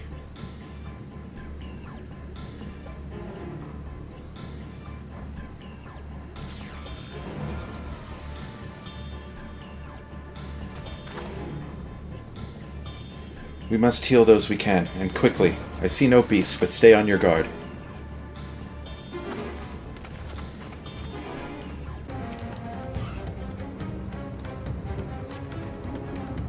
Have you come to help us? Too late. Too late, my family, my friends. Though the villager's injuries do not appear to be life-threatening, he does not respond to your efforts. His breathing grows more ragged and shallow, and his vacant eyes are those of a man who's lost the will to live. If I wake, the nightmare goes on. It will leave me sleep. You call out, but the man does not respond.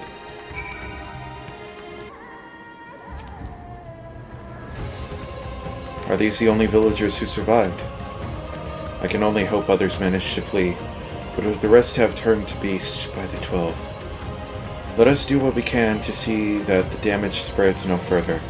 And no matter what comes, we must keep our spirits high, lest ourselves suffer a similar fate.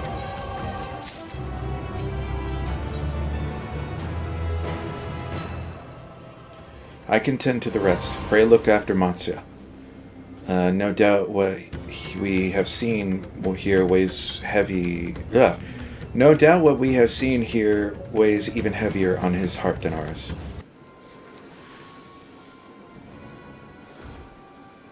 Oh, Allah! This is Yeruvet, the elder here. He is hurt, but praise be the sisters, he still lives. Young Matsya here has told me everything. I have not the words to express my gratitude for your aid. When the heavens began to burn, we were afraid, but did our best to carry on as we always have done. Until today, when those unholy beasts came pouring into our village, a flood of midnight and death. There are no words to describe what followed. Men and women I have known since they were babes struck down by the creatures, only to rise again and join the murderous horde, in the guise of the same hideous fiends. In the chaos, a handful of our villagers fled for their lives. I can only hope they have found their way to safety. Matsya, do you perchance remember Karasif and Mehvan? The young couple who always bought your freshest catches. How could I forget, Elder? When I first came to peddle my wares, desperate to eke out a living, they showed me such kindness. Others shunned me as an outsider, as is their way. But Karasif and Mehvan bought my fish and sung its praises. They turned my fortunes around. Alas, I fear they are in terrible danger. I saw them running towards Agama Temple. One of those beasts is in close pursuit. They had their child, still but a tiny babe. To elude these fiends while caring for one so young is an impossible task, surely. I beg you, go to their aid.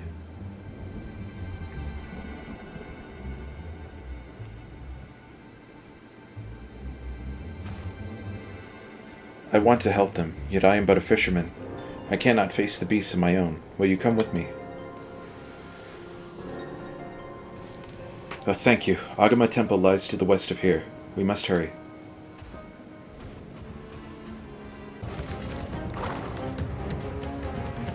The temple is just ahead. It was built by those who worship Saint Agama, but has sadly fallen into disrepair in recent years. If my friends made it this far, no doubt they are hiding somewhere amidst the ruins. No, please stay, Ah! That was Karasif. Oh no, this is not good.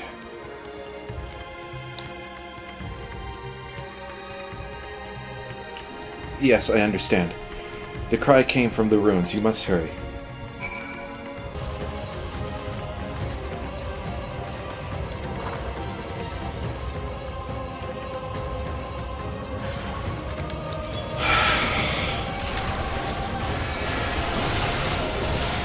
This is his wife and child, isn't it?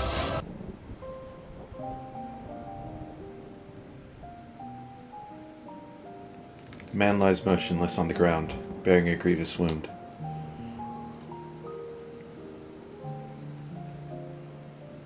I'm sorry, Allah. I tried to stay behind, but I couldn't.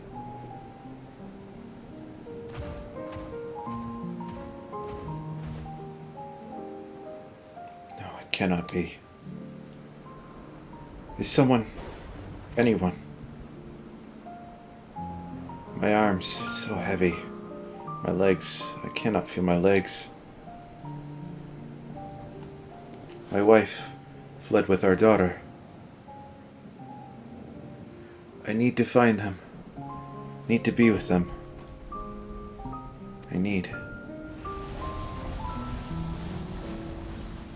Kisarif, no! Kisarif, you must stay strong! More time. I thought I had. I don't want to die.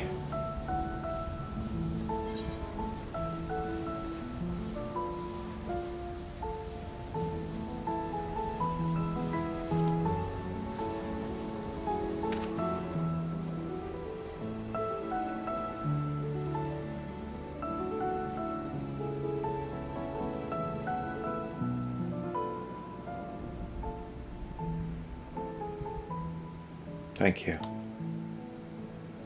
Please, find them.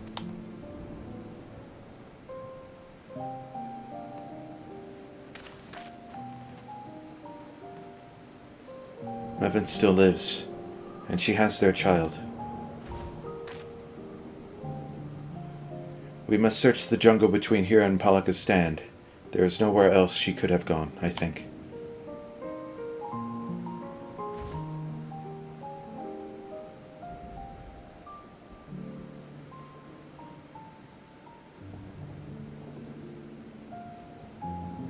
Forgive me, Karsif. Once we have saved your wife and child, we will return to lay you to rest.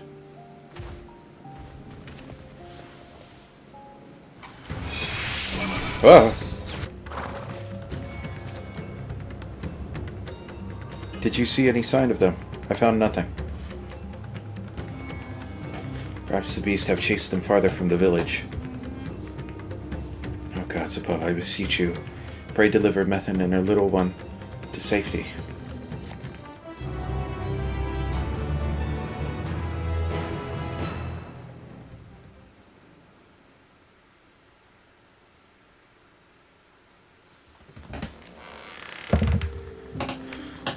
I need to adjust my seat.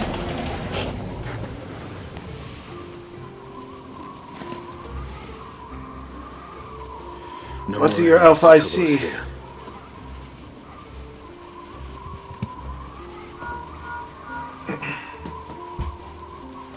Me. How fare you below?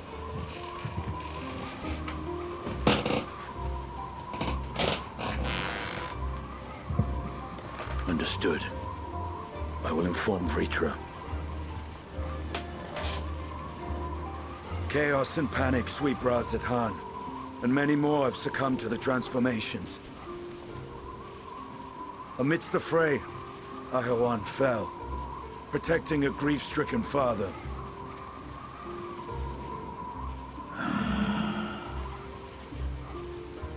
My friends fight alongside your Radiant host to secure the capital. Beasts have been sighted in Palaka's stand as well. We have divided our forces in hopes of quelling the threat there. Of small solace is that we now know what triggers the transformation. As my companions tell it,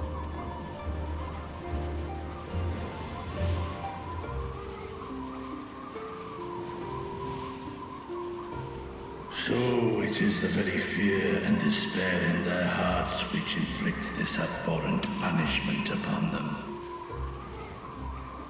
A nightmare from which my children will never awake. O capricious and cruel fate, they are undeserving of such condemnation. will you wallow in sorrow or rise to the occasion? Radz-at-Han is leaderless. Before he passed, Hydaelyn sought to reveal the truth to his people. Honor his wishes.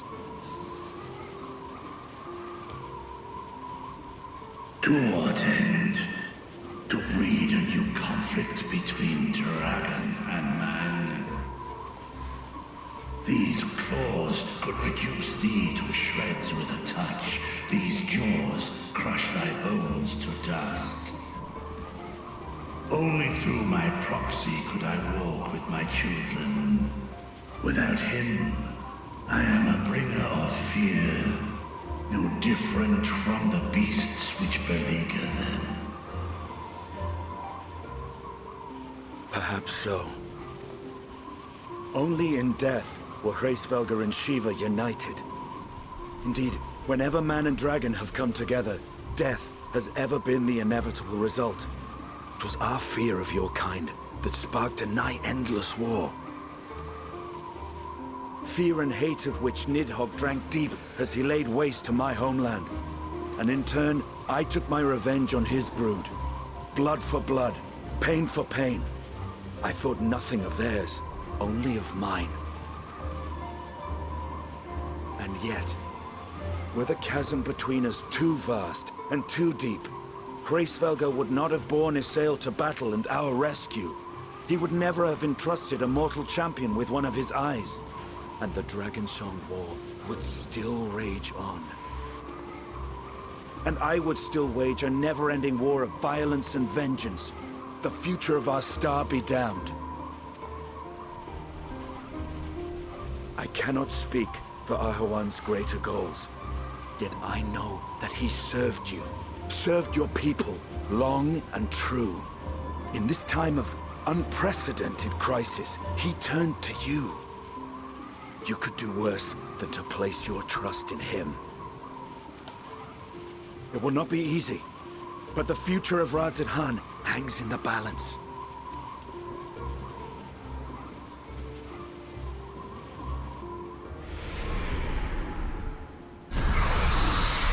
We have company.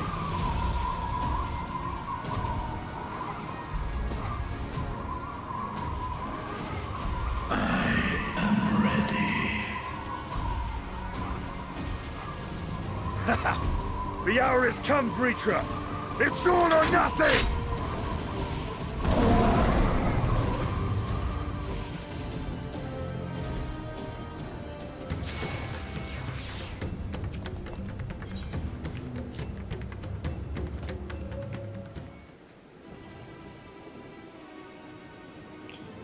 If Mevin fled deeper into the jungle, she and her child are in grave danger. Whatever are we to do? Gods have mercy.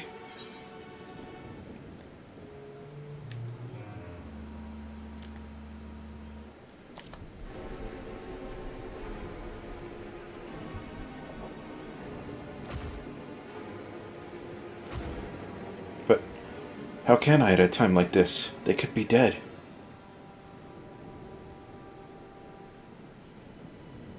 So if I allow myself to be overcome by this fear, I too might become a beast.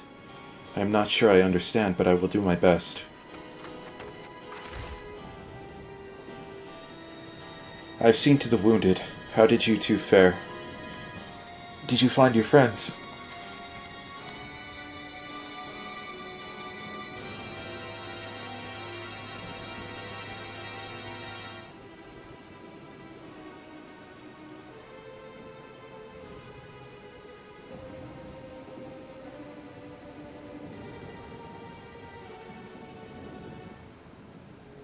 I see. In that case, let us help you find the mother and child. Before we leave, we must ensure the village will be safe in our absence. Alize and I will patrol the area and search for more beasts. Would you and Matsya speak with the elder Yuravut? Pray explain to him the situation and join us as soon as you are able.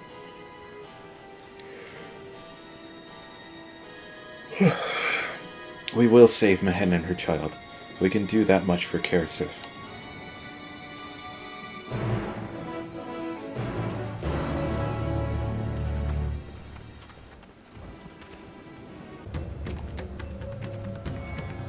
I am heartened to see you both safe, but what of the family? We found Karsif, but he... Say no more. I understand. We have lost another of our dear friends. Karsif may be gone, but there is still hope for Mevin and their child. Please find them, I beg of you.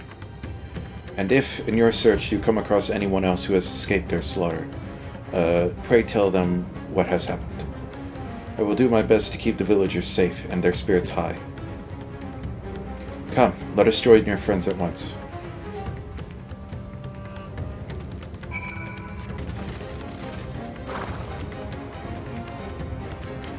pleased to report that the vicinity appears to be beast-free, no doubt thanks to your earlier efforts.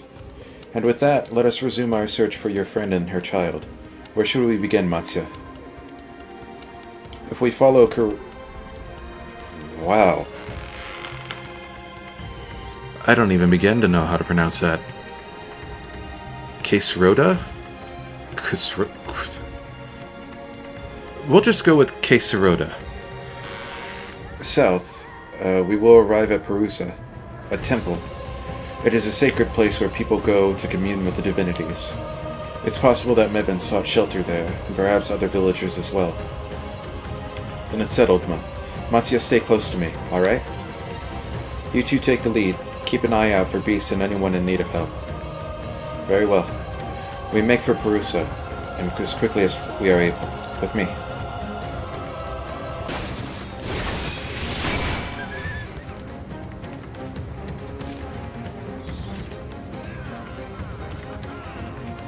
Thank you.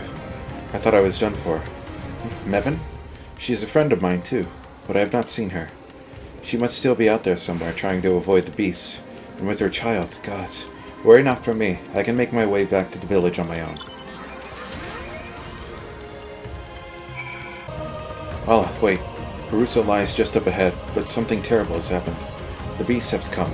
Many have already been killed. Alphonse and Alze have gone to do what they can. But there are so many. More than I could count. You must be ready.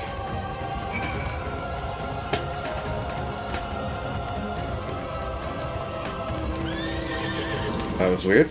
Bit of lag. Oh boy. Been a while since I had one this bad. Okay, well. There you are. How fare the others?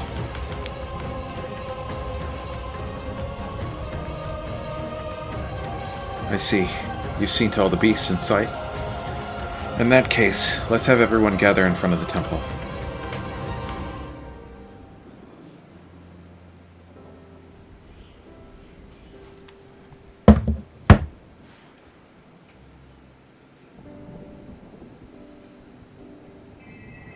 Courage, friend.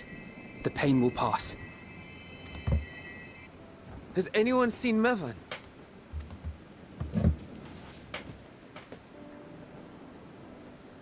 Where could she be?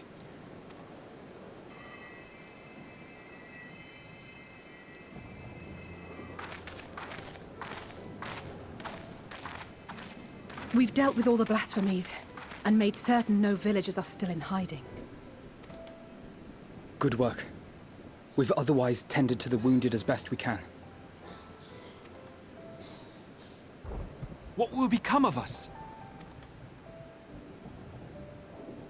Help is on the way, surely. We may have to abandon our homes now, but we will return, someday. But where can we go? Is anywhere even safe? That I cannot say. Well, I can. Nowhere's safe. Run all you like, but there's no escaping these things. And even if I could, it's too late for my family.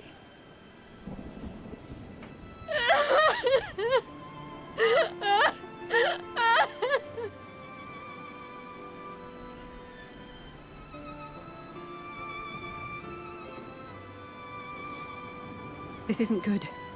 The more they dwell on the tragedy, the more likely we are to lose them too.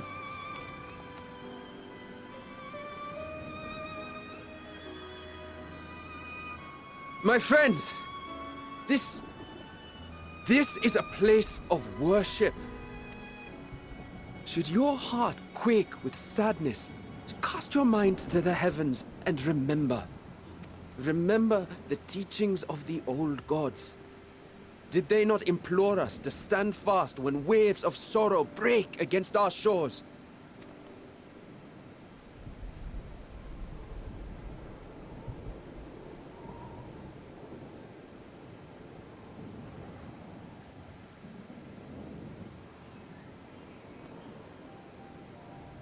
Know this, my children.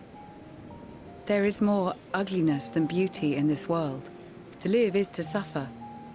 To drink of calamity and drown in anguish. To toil and be tested, always and ever. 'Tis a perilous path you walk. Death lurks in the dark, and is the sole promise that awaits at journey's end. You will tremble with terror. You will weep tears of anger and despair.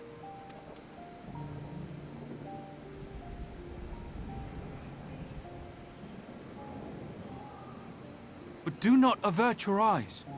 See your life for what it is. Then will you see how the hardships make you strong.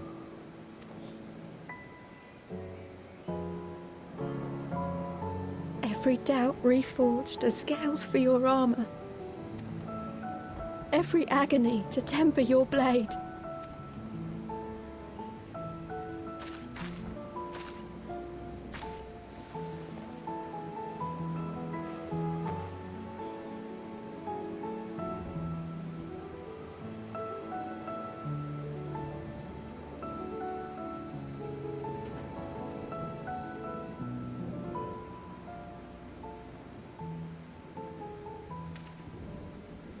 Thank you, lad. We'd almost forgotten who we are.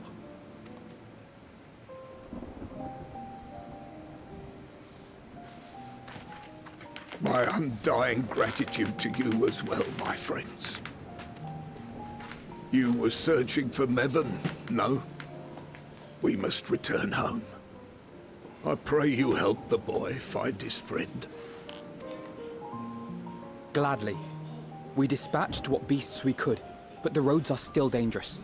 Stay together and go in safety.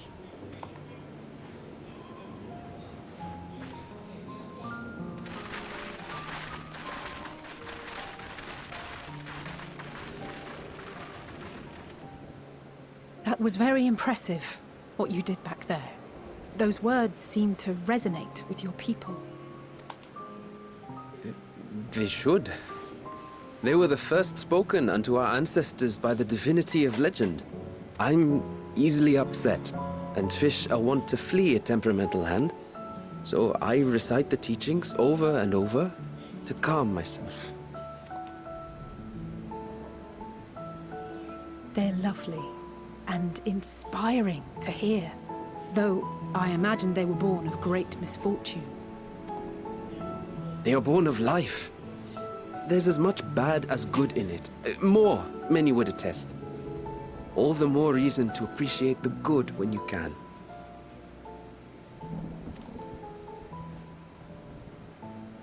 I won't argue with that.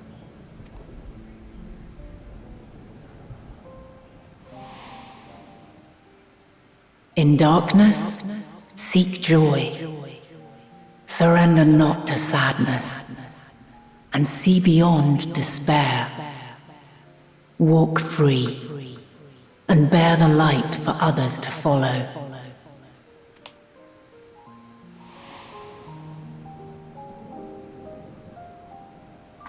And with that, let us see if we can't find Mevon.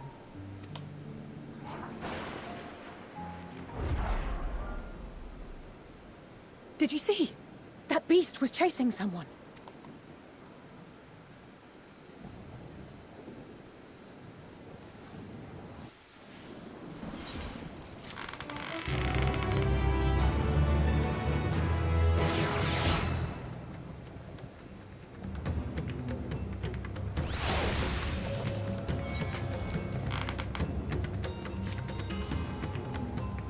Over there. My view was blocked by the trees, but I'm sure I saw someone being chased by a beast. I'll go with Mattia and search along the river. Alphino and I will circle around from the south.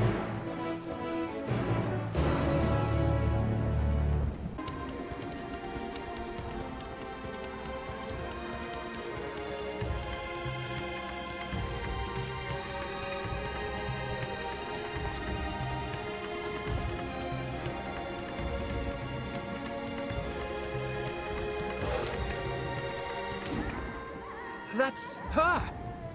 No, I'm sure of it! Mevon! Don't, please!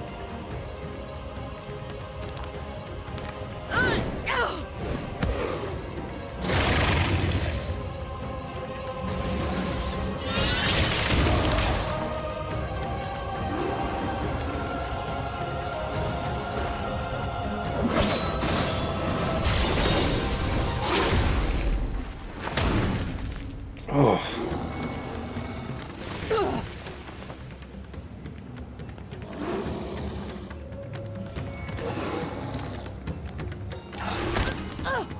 Jesus.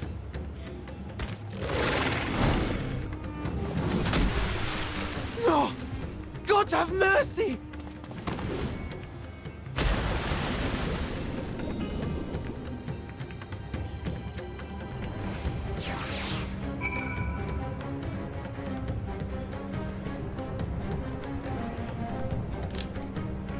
I'm coming. Hold on. Where's the child? Nympha's lifeless body floats before you, battered and broken. Her death no doubt came swiftly. Her infant daughter, however, is nowhere to be seen. God damn it. There. Come on.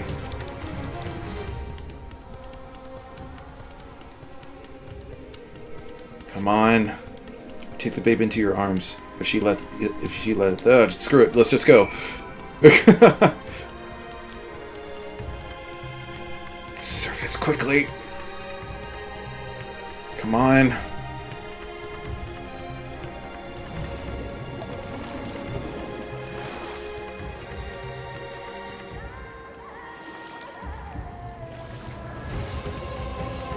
Let's see a way up over there.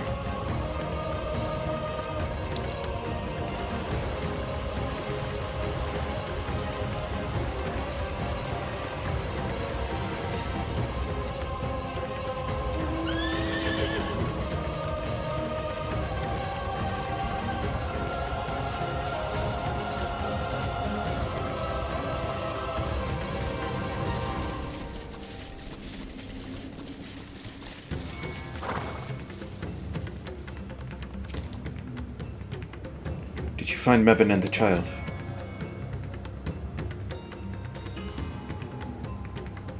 Damn it all. You have the child. Let me see her.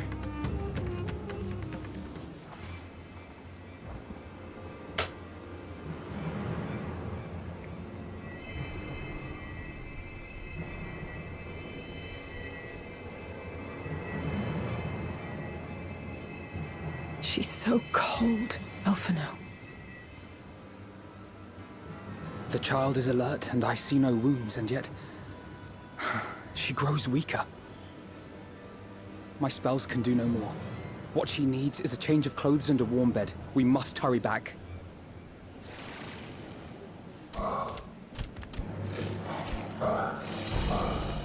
Not now! Matzia, take the child.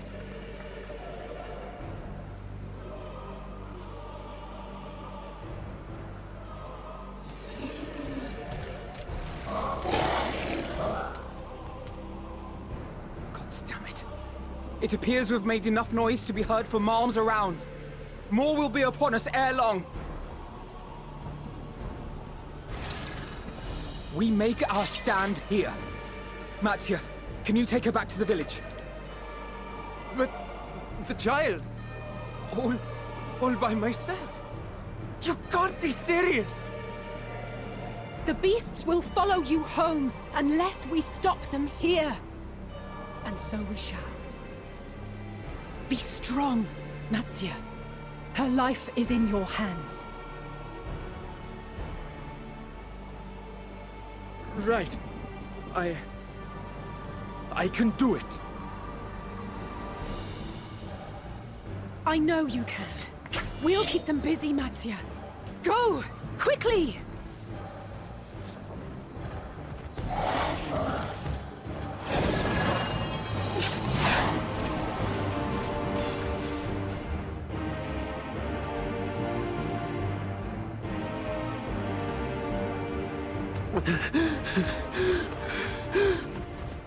Steady. You know the way.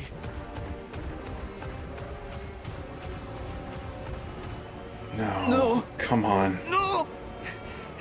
Not you too.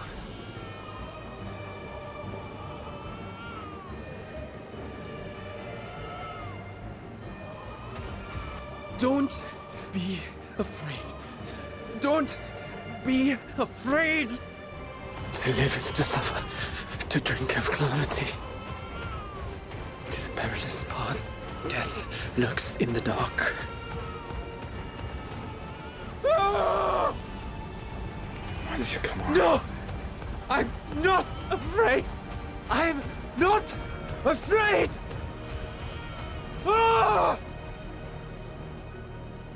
Do not avert your eyes. See your life for what it is. See how the hardships make you strong. Every doubt reforged.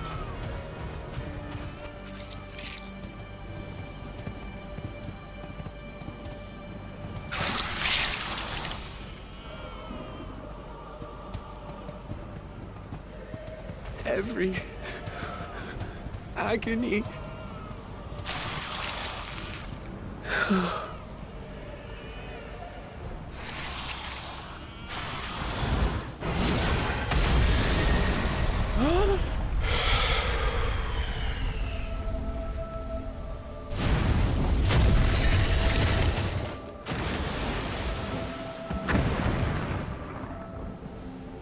The divinity. Nay, but one who would deliver thee just the same.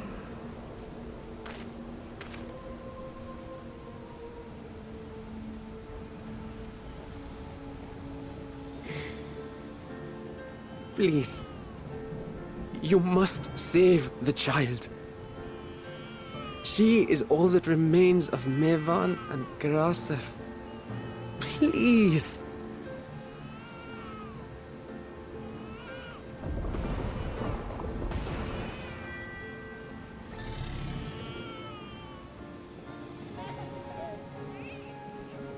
Well, well. Seems the babe's taken a liking to you. That baby's gonna grow up to be the sickest dragoon ever. Thou art strong, little one. Let us convey thee thy home.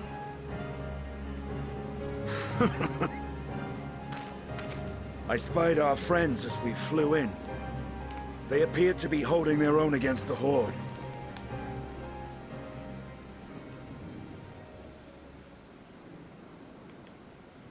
You can't see it, but I did tear up there. Nothing streaked down my cheeks, but they were there.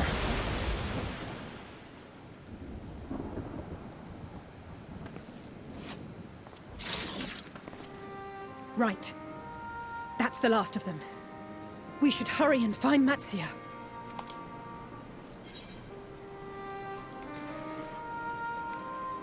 He had help from on high. What, like divine aid?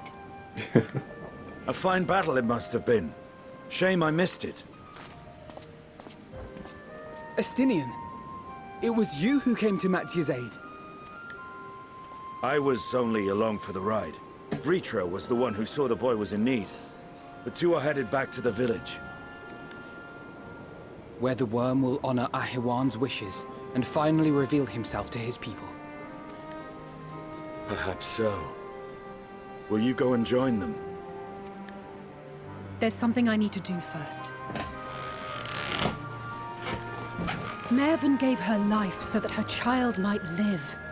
She deserves better than to be left to drift alone. She deserves to be laid to rest beside her husband, at least. Will you help me?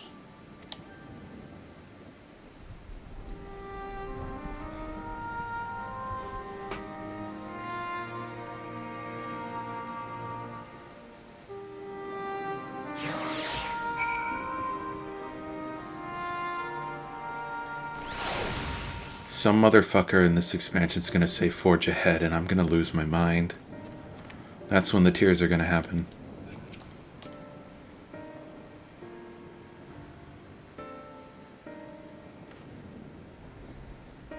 We have done what we can. 'Tis for the villagers of Palaka's stand to perform the funeral rites. If nothing else, Mevin and Kerserif died as they lived, as themselves and not as beasts. Their souls will find peace in the ethereal sea. To think they would come when even the smallest of solaces would be this comforting.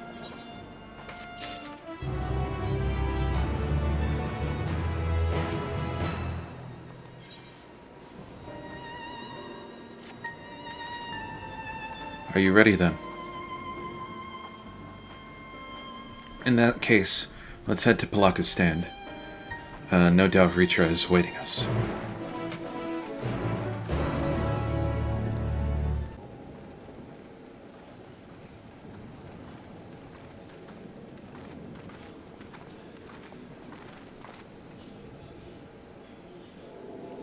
Rest easy, for all is well here. Young Matza returned with the babe safe in his arms. Owing to a warm bed, the girl hath already begun to regain her strength. Less joyously received was word of the mother and father's fate, as well as their transformed neighbors. How many children of Thavnair must we lose to this calamity? Mothers and fathers, brothers and sisters, sons and daughters. Every death another void that can never be filled. We who survive must carry the weight of their memory, as we strive to regain a semblance of what we have lost. Kisarif Evan's babe is a child of Thavnair as well. I thank you for returning her to us safe.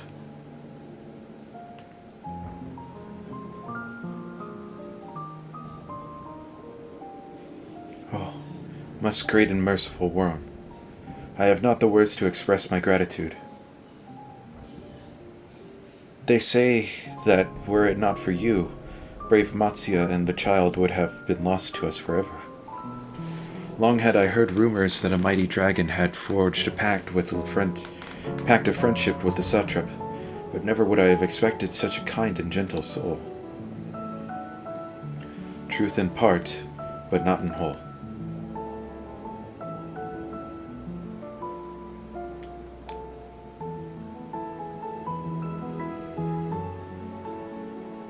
I am Vritra, and for years uncounted hath this isle served as mine abode. An isle I have ruled over as satrap, with Alwyn as my loyal servant. Are my ears to be believed? You were the true satrap all along.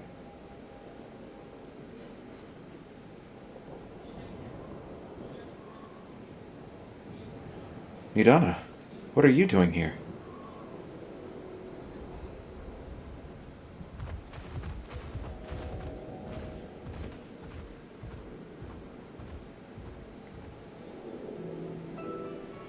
I heard from the Radiant that you had gone to help the people of Palaka's stand in their time of need.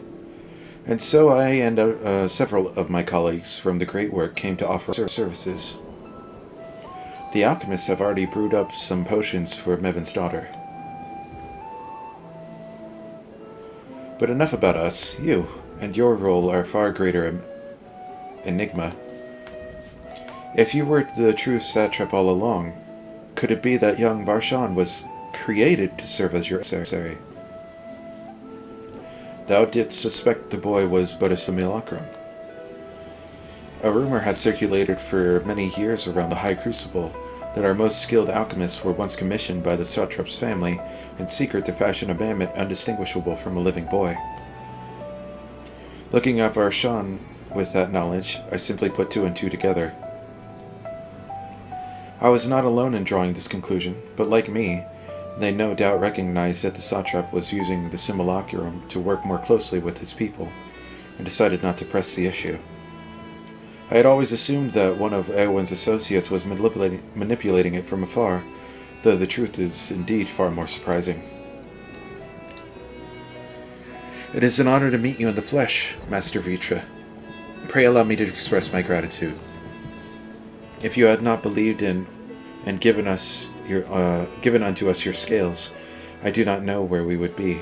Thank you from the bottom of my heart. 'Twas thou and thy fellow alchemists that fashioned the means to unmake the towers. You were the saviors not only of Radz-at-Han, but the... Far too kind you are, Master Vritra. But the star yet wants for salvation. Once more will my colleagues and I commit to the knowledge and resources at our disposal to the mission of aiding the people, in this their darkest hour. 'Twould seem this place is in good hands. I would return to see how Radz-at-Han fares. What will you do, Scions? I worry for the survivors we met in Perusa. Shall we pay them a visit before we make our way back? In that case, might I ask a favor? Nothing too burdensome, I promise. This way.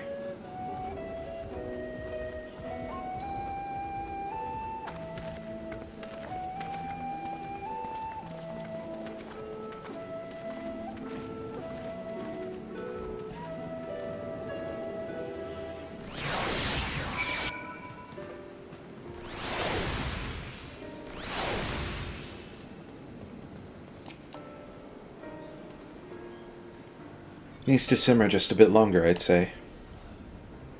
In the meantime, I was hoping I might ask you a few questions. The red sky, these terrible beasts. What in the name of the sisters is happening here in Thavnair?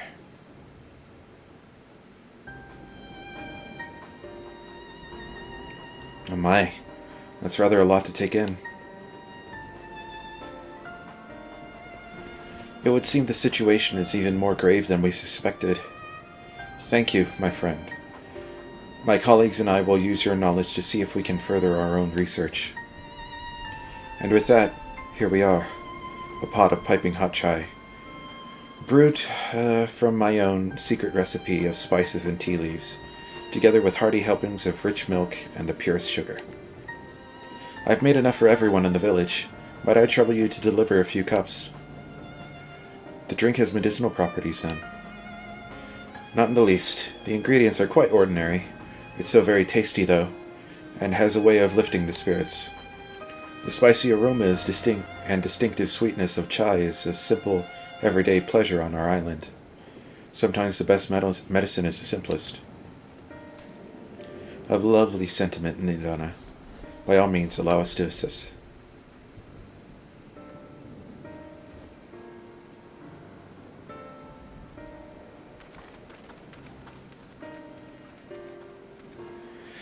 While you lot distribute hot beverages, I'll do a sweep for errant beast to slay. A far less arduous task, no doubt. When you finish, look for me at the Wakeful Tirana.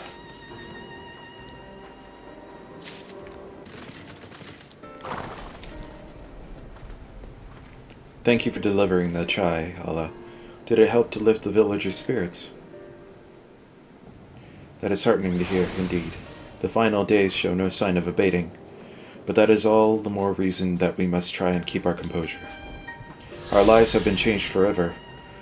The people we have lost will never return to us. These tragedies will long weigh on our hearts. But we have the capacity to live with our suffering, to carry the agony till we join the fallen in death. It is not a surrender, but a recognition. For it is only in acceptance that we find the strength to move forward.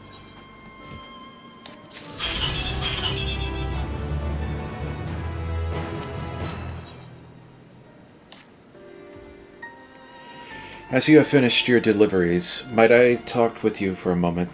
I was curious to know what has become of Mivan and Cassa's remains. Oh, thank you, friend. Surely they will be able to rest peacefully by each other's side.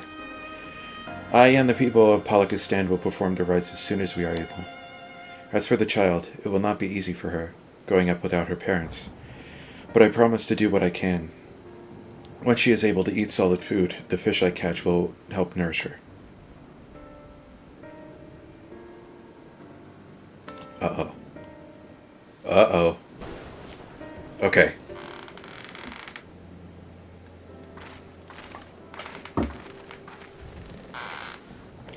Well, we finished delivering the chai. I do believe everyone is piping hot cup. I could almost believe there is a magic at work, how their tension fades with every sip. Let us pray that Palaka's stand has seen the last of those transformations, at least for now.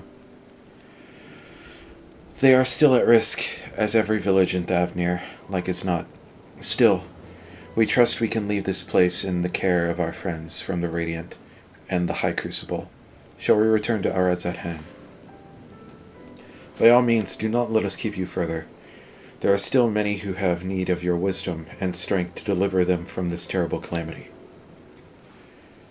And I will do what I can as well. I will bring rations and supplies from Akiali. We have plenty to spare. Then let us find Asinian and be on our way. Where did he wander off to again? The wakeful Torona. Near the bridge up to Radz-at-Han, as I recall. Very well then.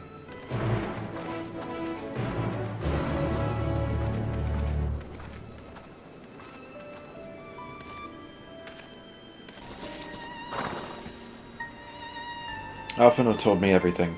Full glad am I to hear the people are safe.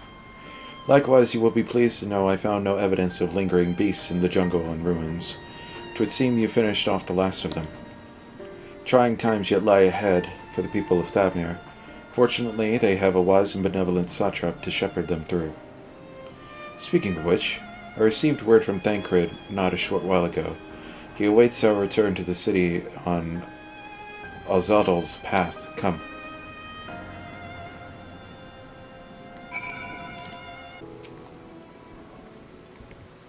It's good to see you safe. Given the skies, 'tis all too easy to fear the worst. I am pleased to report that we succeeded in quelling the threat here in the city. The beasts have been felled and the citizens are safe for now. I've also heard from the Radiant that an important proclamation will be made in City Square, though they said no more than that. Might you have any idea what this is about? So Vritra is finally coming out of behind the curtain. I suppose we too should hear what he has to say. To Megaduda then. But before that, it would appear that word of the assembly has not yet reached all citizens. If anyone along the way seems unaware, we'd best enlighten them.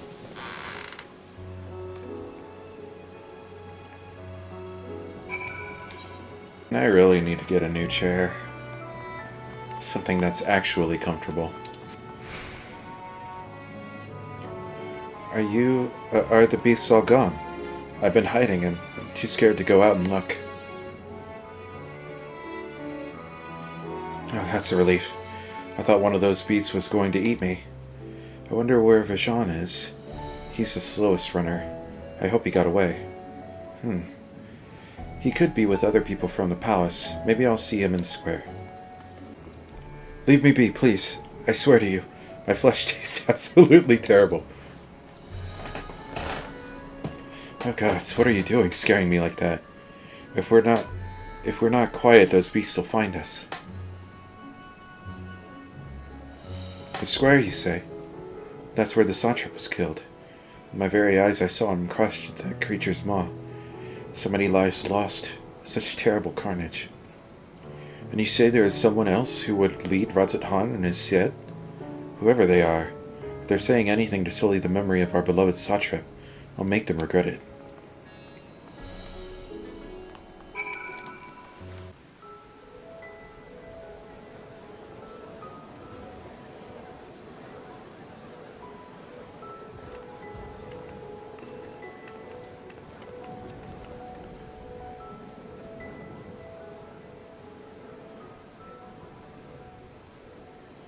Look! Someone's coming!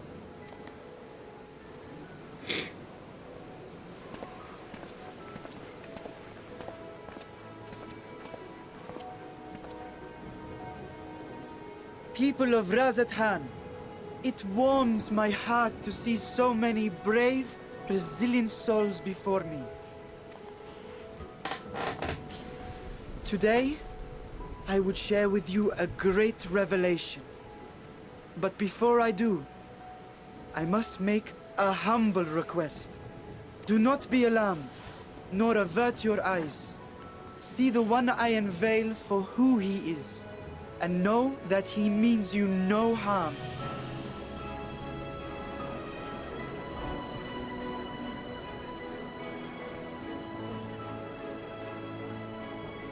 Very well.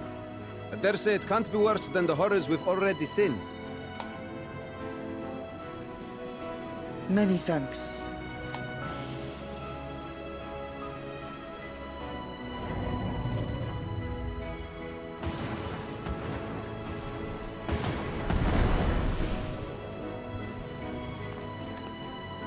A dragon!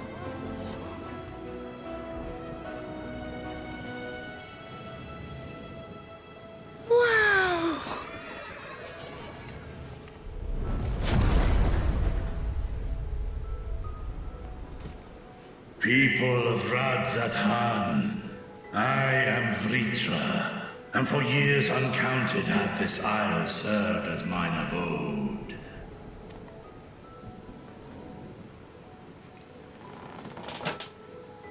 'Tis as the Satrap's ally I am known. Today, I would reveal the truth unto you.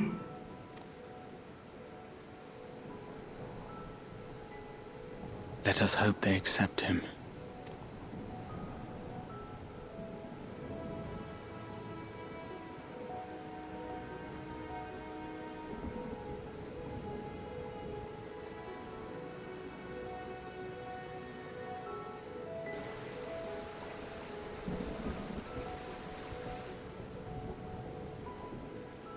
If I am hearing this right, you were the satrap all along? Vashan! I mean... Master Vritra... Does your divine eye really see all? Nay, child. While mine eye hath borne witness to the whole of our nation's history, to its future I am blind as thee. Countrymen, calamity the likes of which we have never known is come to Thavnair, our home. Friends and loved ones have been taken from us. I, too, have lost my closest confidant. Hydaelyn loved this land and served it with dignity till his dying breath. A nobler satrap there will never be. For so long, I lacked the courage to face you. I will not easily earn your trust, this I know. And yet, I cannot sit idly by and abandon Radz-at-Han to her fate. A font of boundless vibrancy, this jewel of the ocean. Since time immemorial, hath she glittered with every color imaginable. To this dragon, slumbering in his dark lair, 'twas a mesmerizing sight, and one that brought no end of joy to my heart. This calamity hath stolen too much from you already, yet so long as you live, the light of Radz-at-Han will never be extinguished. I pray you let me watch over it, over you, and lend me your strength, that we might face this trial and those to come as one.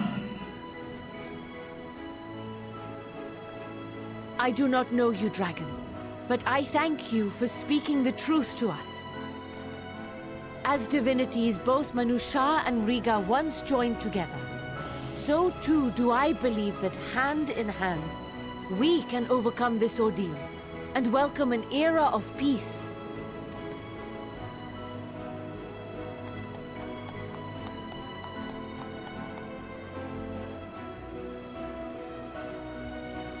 A sight that would have surely brought a smile to Hydaelyn's face.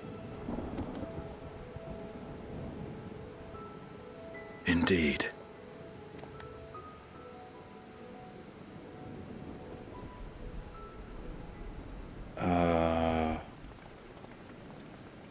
What are you doing here?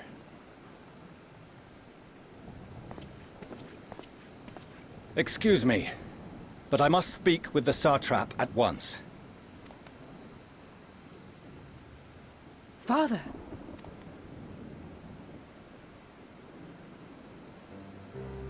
You have suffered dearly of late, yet you must endeavor to look beyond these losses to the future you yet have. On behalf of the Forum of Hydaelyn, I come with a proposal by which you, the people of Radz-at-Han, might be saved. I say again, I must speak with your satrap. I beseech you, take me to him with all possible haste. I am Satrap here. Speak thy proposal. All present shall hear and judge.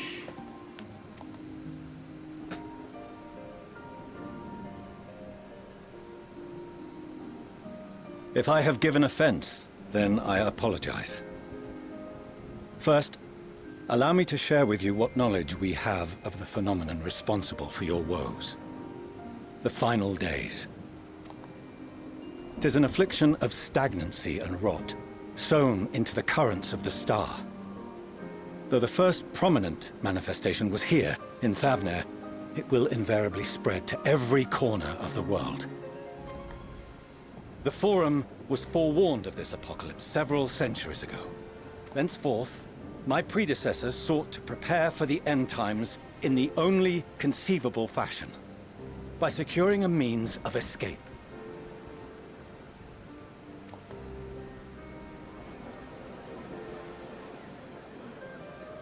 Escape the star? What madness is this? 'Tis by no means madness. With the coming of the 7th umbral calamity, the true nature of the Red Moon, Dalamud, was revealed. That it was an artificial construct of ancient Alag. But what of the Silver Moon?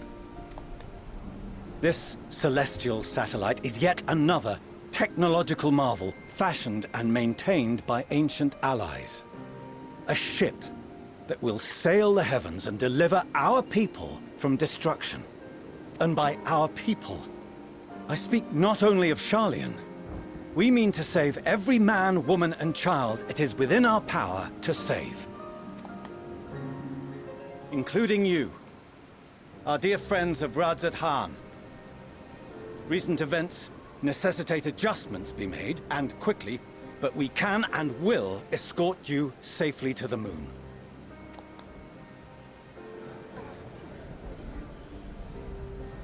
Long has thy Forum been allies to Thavnair. I trust thou dost not extend this offer lightly. Yet I wonder, is this truly the way?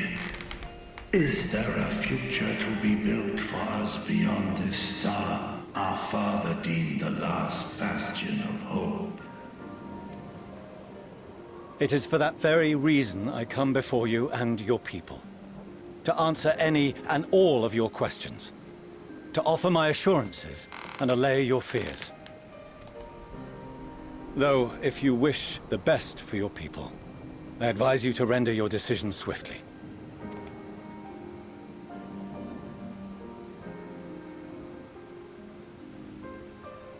Show our friends to Megaduta. They are to be received as honored guests.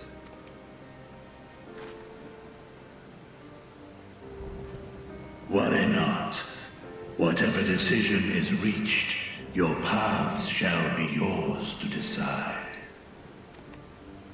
Until then, heed the warning of these brave heroes. Guard your hearts against fear and despair, for it is within such fertile soil that the seeds of blasphemy find purchase. Remain calm and attend to your daily tasks. I shall return anon.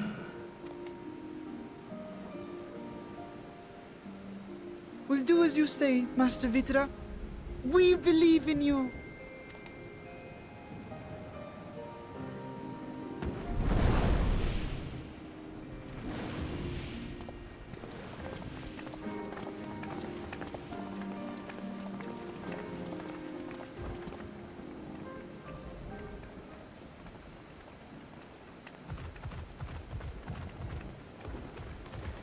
Oh, you're still here. What a relief.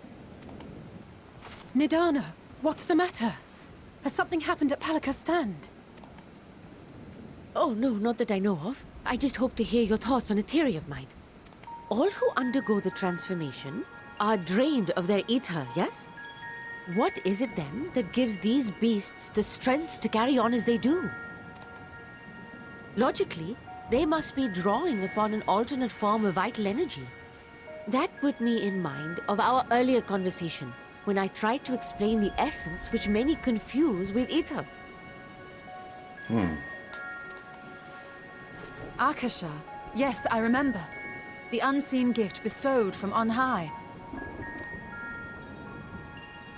An energy influenced solely by emotion.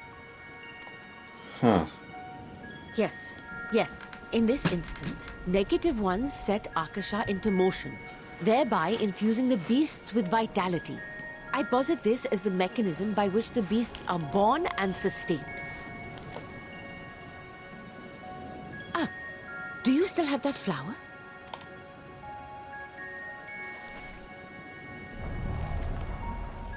Oh. Oh! If we accept that it once shone bright by drawing upon Akasha, influenced by the thoughts of those nearby, then fear, terror, despair, negative emotions so powerful as to suffocate it, permeated the air in this place. You must be very careful. The forces which drive the final days may be beyond our ability to perceive.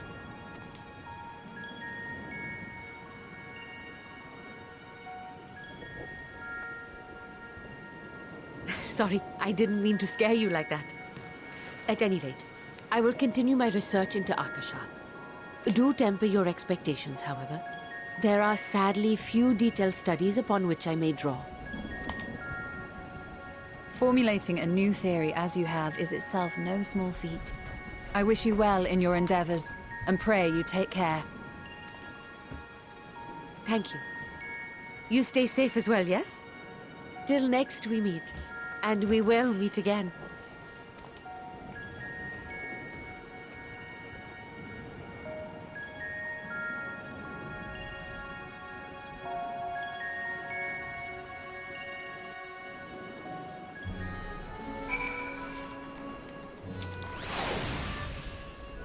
As far as we've come, and after all the horrors we have seen, there is still so much we do not know about the final days. Could it be, as Nadana said, that the cause of this phenomenon is beyond our comprehension? And if so, are we powerless to forestall it?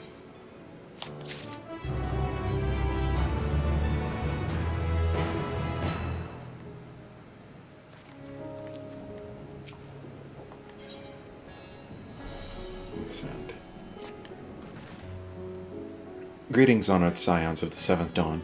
I have a message from His High Excellency the Satrap.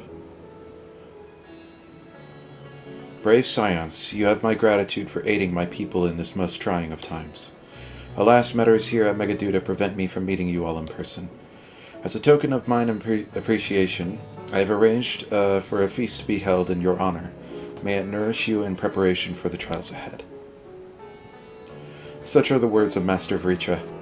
The feast he speaks of awaits you at Radz-at-Han. Pray make your way there whenever your business here is done. We thank you for your kindness indeed. I was hoping we might find a place to discuss our next course of action, and this seems to be the ideal venue. I knew Alamorn. There is someone we had hoped to introduce to you in particular. While I am loath to detain you further, might you spare a moment of your time? A personal invitation, knowing full well your service is in the highest demand right now. This must be important. Worry not, we'll save some food for you, so take all the time you need. But will you save me any cookies, Alize? Will you? Thank you, friend. Whenever you are ready, please join me in the Aetheryte Plaza. I shall go on ahead.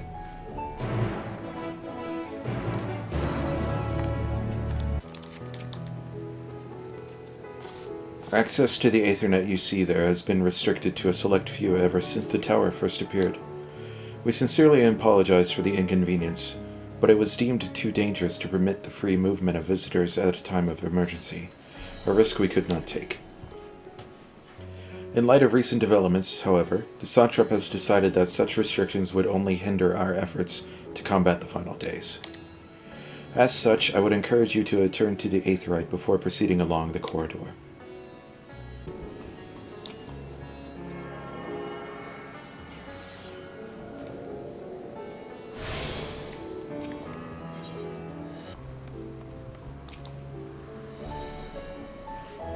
You must be wondering what this place is. You stand in the Hall of the Radiant Host, from where our leadership oversees all Radz-at-Han military operations. Sundrop, our destination, lies just ahead.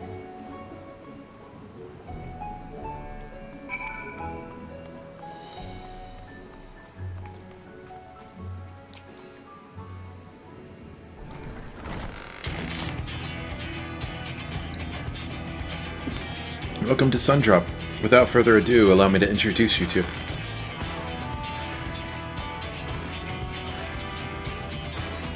Oh-ho. So you're the famous Olamorn, eh? I knew it the moment you stepped through the door. You've the look of one who's walked through hell. Shirabat, please, you are speaking to the Satrop's honored guest, and the savior of our people. Can you not show a modicum of respect? What disrespect is there in paying a fellow warrior a compliment? We're all friends here, or will be soon enough. More formally, then, for the benefit of my countrymen, it is a pleasure to have you with us, O great champion of Eorzea, scion of the Seventh Dawn, warrior of the light, and all-around good... an all-around good egg, I'm sure.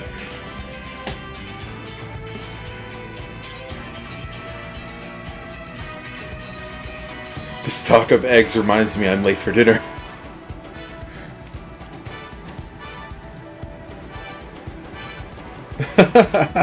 A man after my own heart. I like that.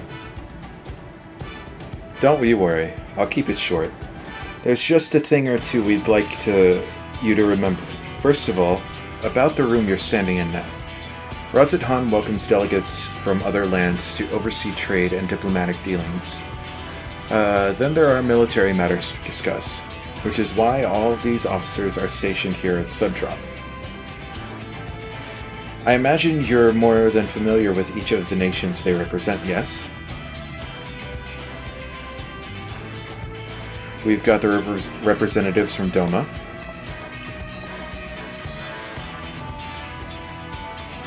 Ul'dah and Alamigo,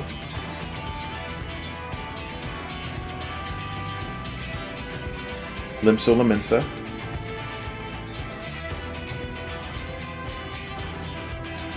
Gridania, and last, but never let it be said least, Ishgard. They're the eyes, ears, and mouths that bridge the distance between Radz-at-Han and their respective homelands.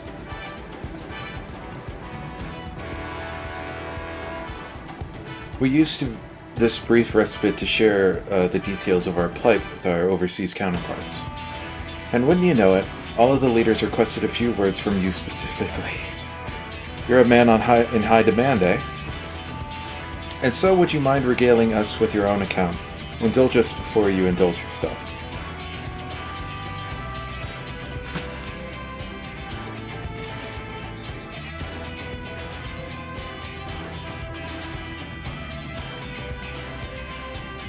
Thank you for your report. The conditions under which men are turned to beasts, the etheric anomalies you have observed, you have given us much to consider.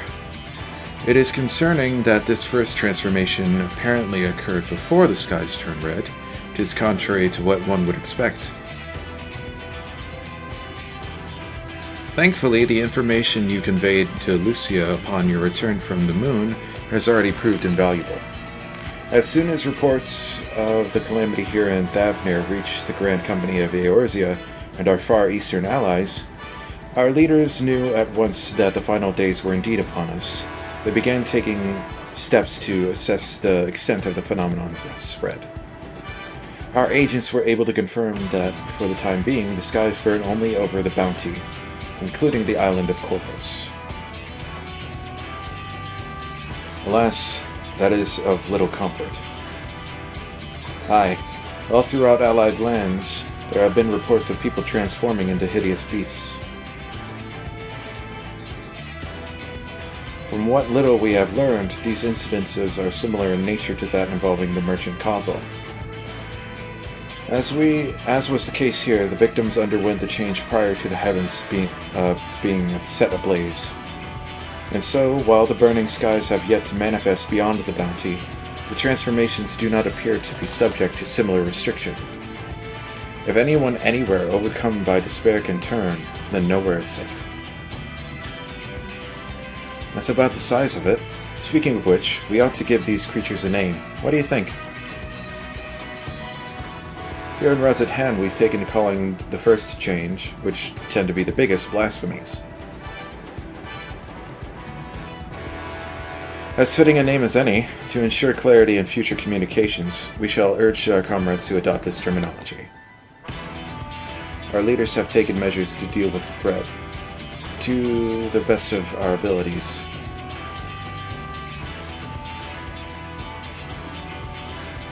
Aye, each nation has assembled their own groups of elite soldiers to put down their so-called blasphemies, and their spawn as when they appear.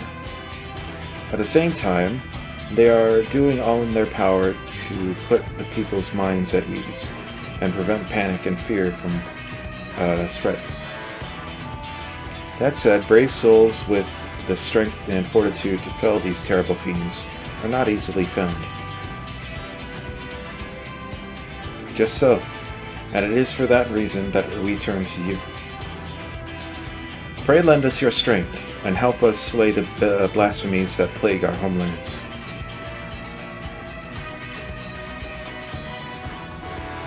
Now, you don't have to give your reply before dinner. I should also mention that each blasphemy seems to possess wildly different characteristics. What works well against one may serve you poorly against another. So before you go rushing off to save everyone's day, have a word with the delegates. They'll tell you what to expect.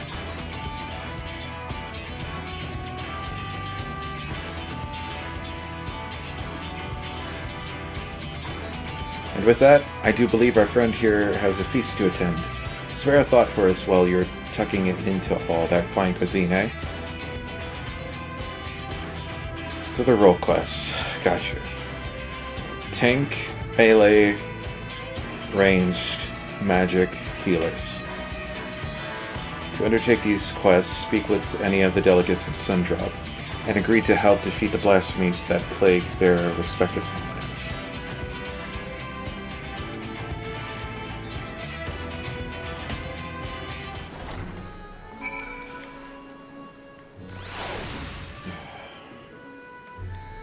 So Gridanian is for the tanks, I guess. Pray forgive Shirabat her rudeness. She can be a bit boisterous at times, but it is simply her nature. Anyway, my apologies for keeping you from your hard-earned rest. You will be joining your companions, yes? Do you know the way to Mehevene? I didn't even try with that one. I have a terrible sense of direction. Truly, a remarkable weakness for such a well-traveled adventurer. Anyway, you can either use the Aethernet or go by foot via the Aethernet Plaza. From there, cross through Balsan Bazaar and continue down the passage and you'll... Okay. Gotcha. And with that, I must return to my post. On behalf of the host, I thank you for you and your friends once more for lending your strength and courage to Radz-at-Han in our time of need. We shall endeavor to fight the good fight to the end, that we might honor Ahawen's legacy and serve Master Vritra well. You have my word that your efforts will not be in vain. I'm getting hungry. I need a snack.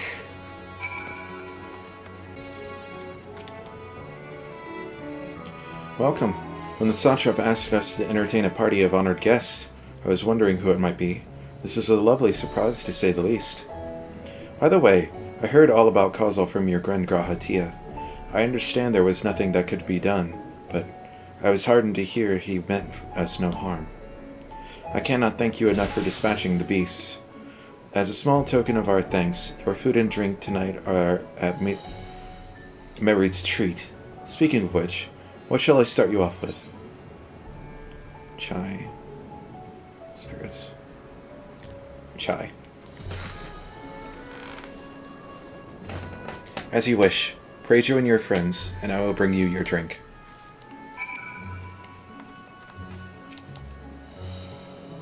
Welcome back. Whatever did the Radiant want with you, pray tell? Our allies have sent military delegates. That's news to me. Mind sharing the details?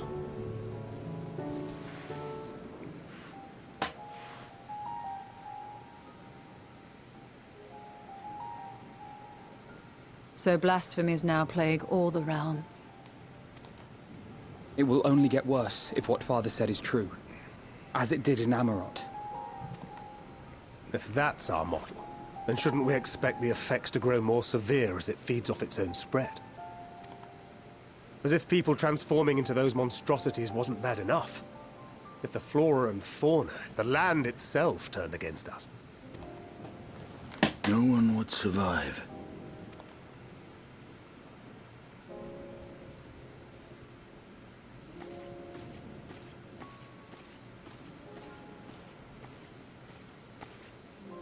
Here's your order, friend.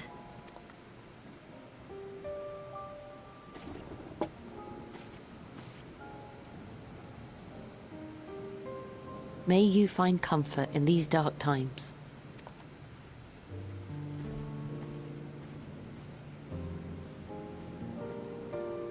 Where do we go from here? If there's one thing we've learned, fighting blindly and simply reacting to what comes will accomplish nothing. We must find a solution that addresses the fundamental cause. Before our strength is exhausted, before this crisis spirals out of control. Is there something, anything we've overlooked? If there is an answer, Hydaelyn herself will have it. 'Twas she who bound Zodiark and forestalled the final days. Alas, we have heard naught from her since the Tower of Babel. Whether she cannot or will not speak, I can only speculate. Even the flower she gave us is no more.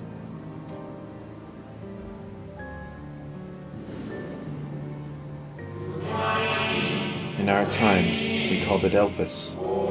You would do well to remember the name.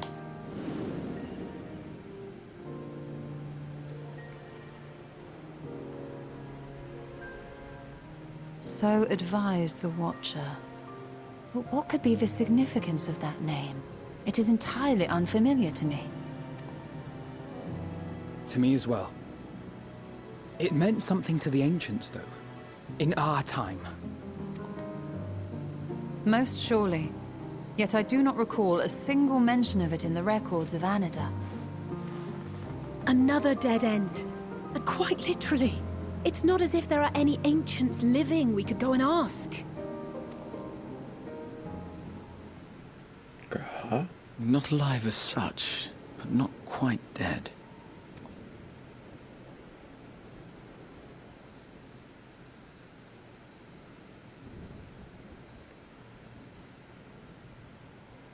Elidibus. Is he still in the fucking crystal tower? I sealed him in the white orisite of the crystal tower back in the forest.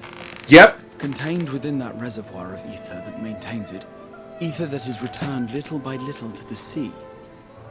Naught may remain of his soul. Holy fuck, am I going back to the first? Am I going back to the first? I'm literally bouncing up and down right now with excitement.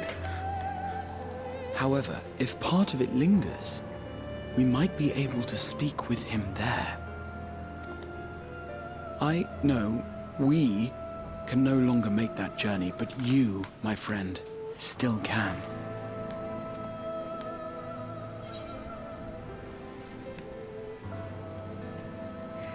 Oh, God.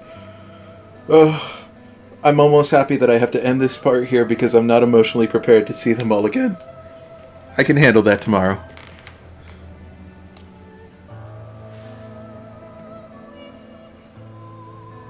Thank you, my friend.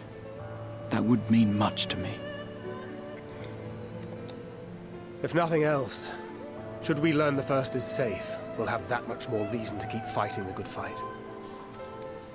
That said, the odds are not in our favor, to say the least. Which is why we're fortunate to have Urianger up there on the moon, working hard to make all the necessary preparations for our departure, should it come to it. And why we have nothing to lose by staying the course till the last instant. Indeed. To the last, let us all do what we can. I will consult with Master Matoya and see if she knows of a way to reach Hydaelyn from the ethereal sea. And I will visit the nation's leaders and attempt to ascertain how far the final days have progressed elsewhere. Keep me abreast of your findings. I can seek out and slay the worst of the immediate threats, if only to slow the spread. We've got a plan. Unease, terror, despair. Try as we might to suppress them, these emotions will return to harry us time and time again. But when they do, remember this. Your friends and loved ones are out there somewhere, sharing in your struggle. You are not alone.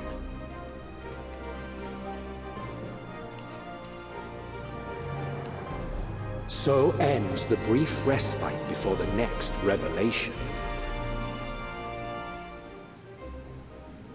Yes, so much left for you to see. Where beginning ends, and end begins.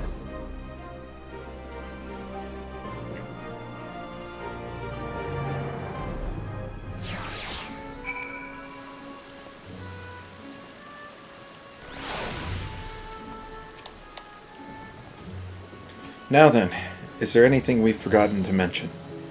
Are your armor in good order?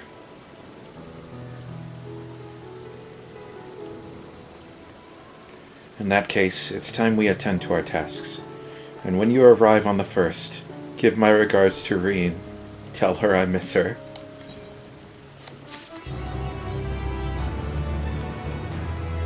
Oh, higher. The final days, how far has the phenomenon spread, and does it manifest itself in each land? I must reach out to my friends in each nation and find out all I can. Well, I suppose I do feel better on a full stomach, after all. Burning skies, blasphemies, not if I've gotten anything to say about it. Return to the Crystarium. Tomorrow. I've got to rest up before work. I'm so excited! Take me back! Someplace better. Hit me with that Shadowbringers music one more time.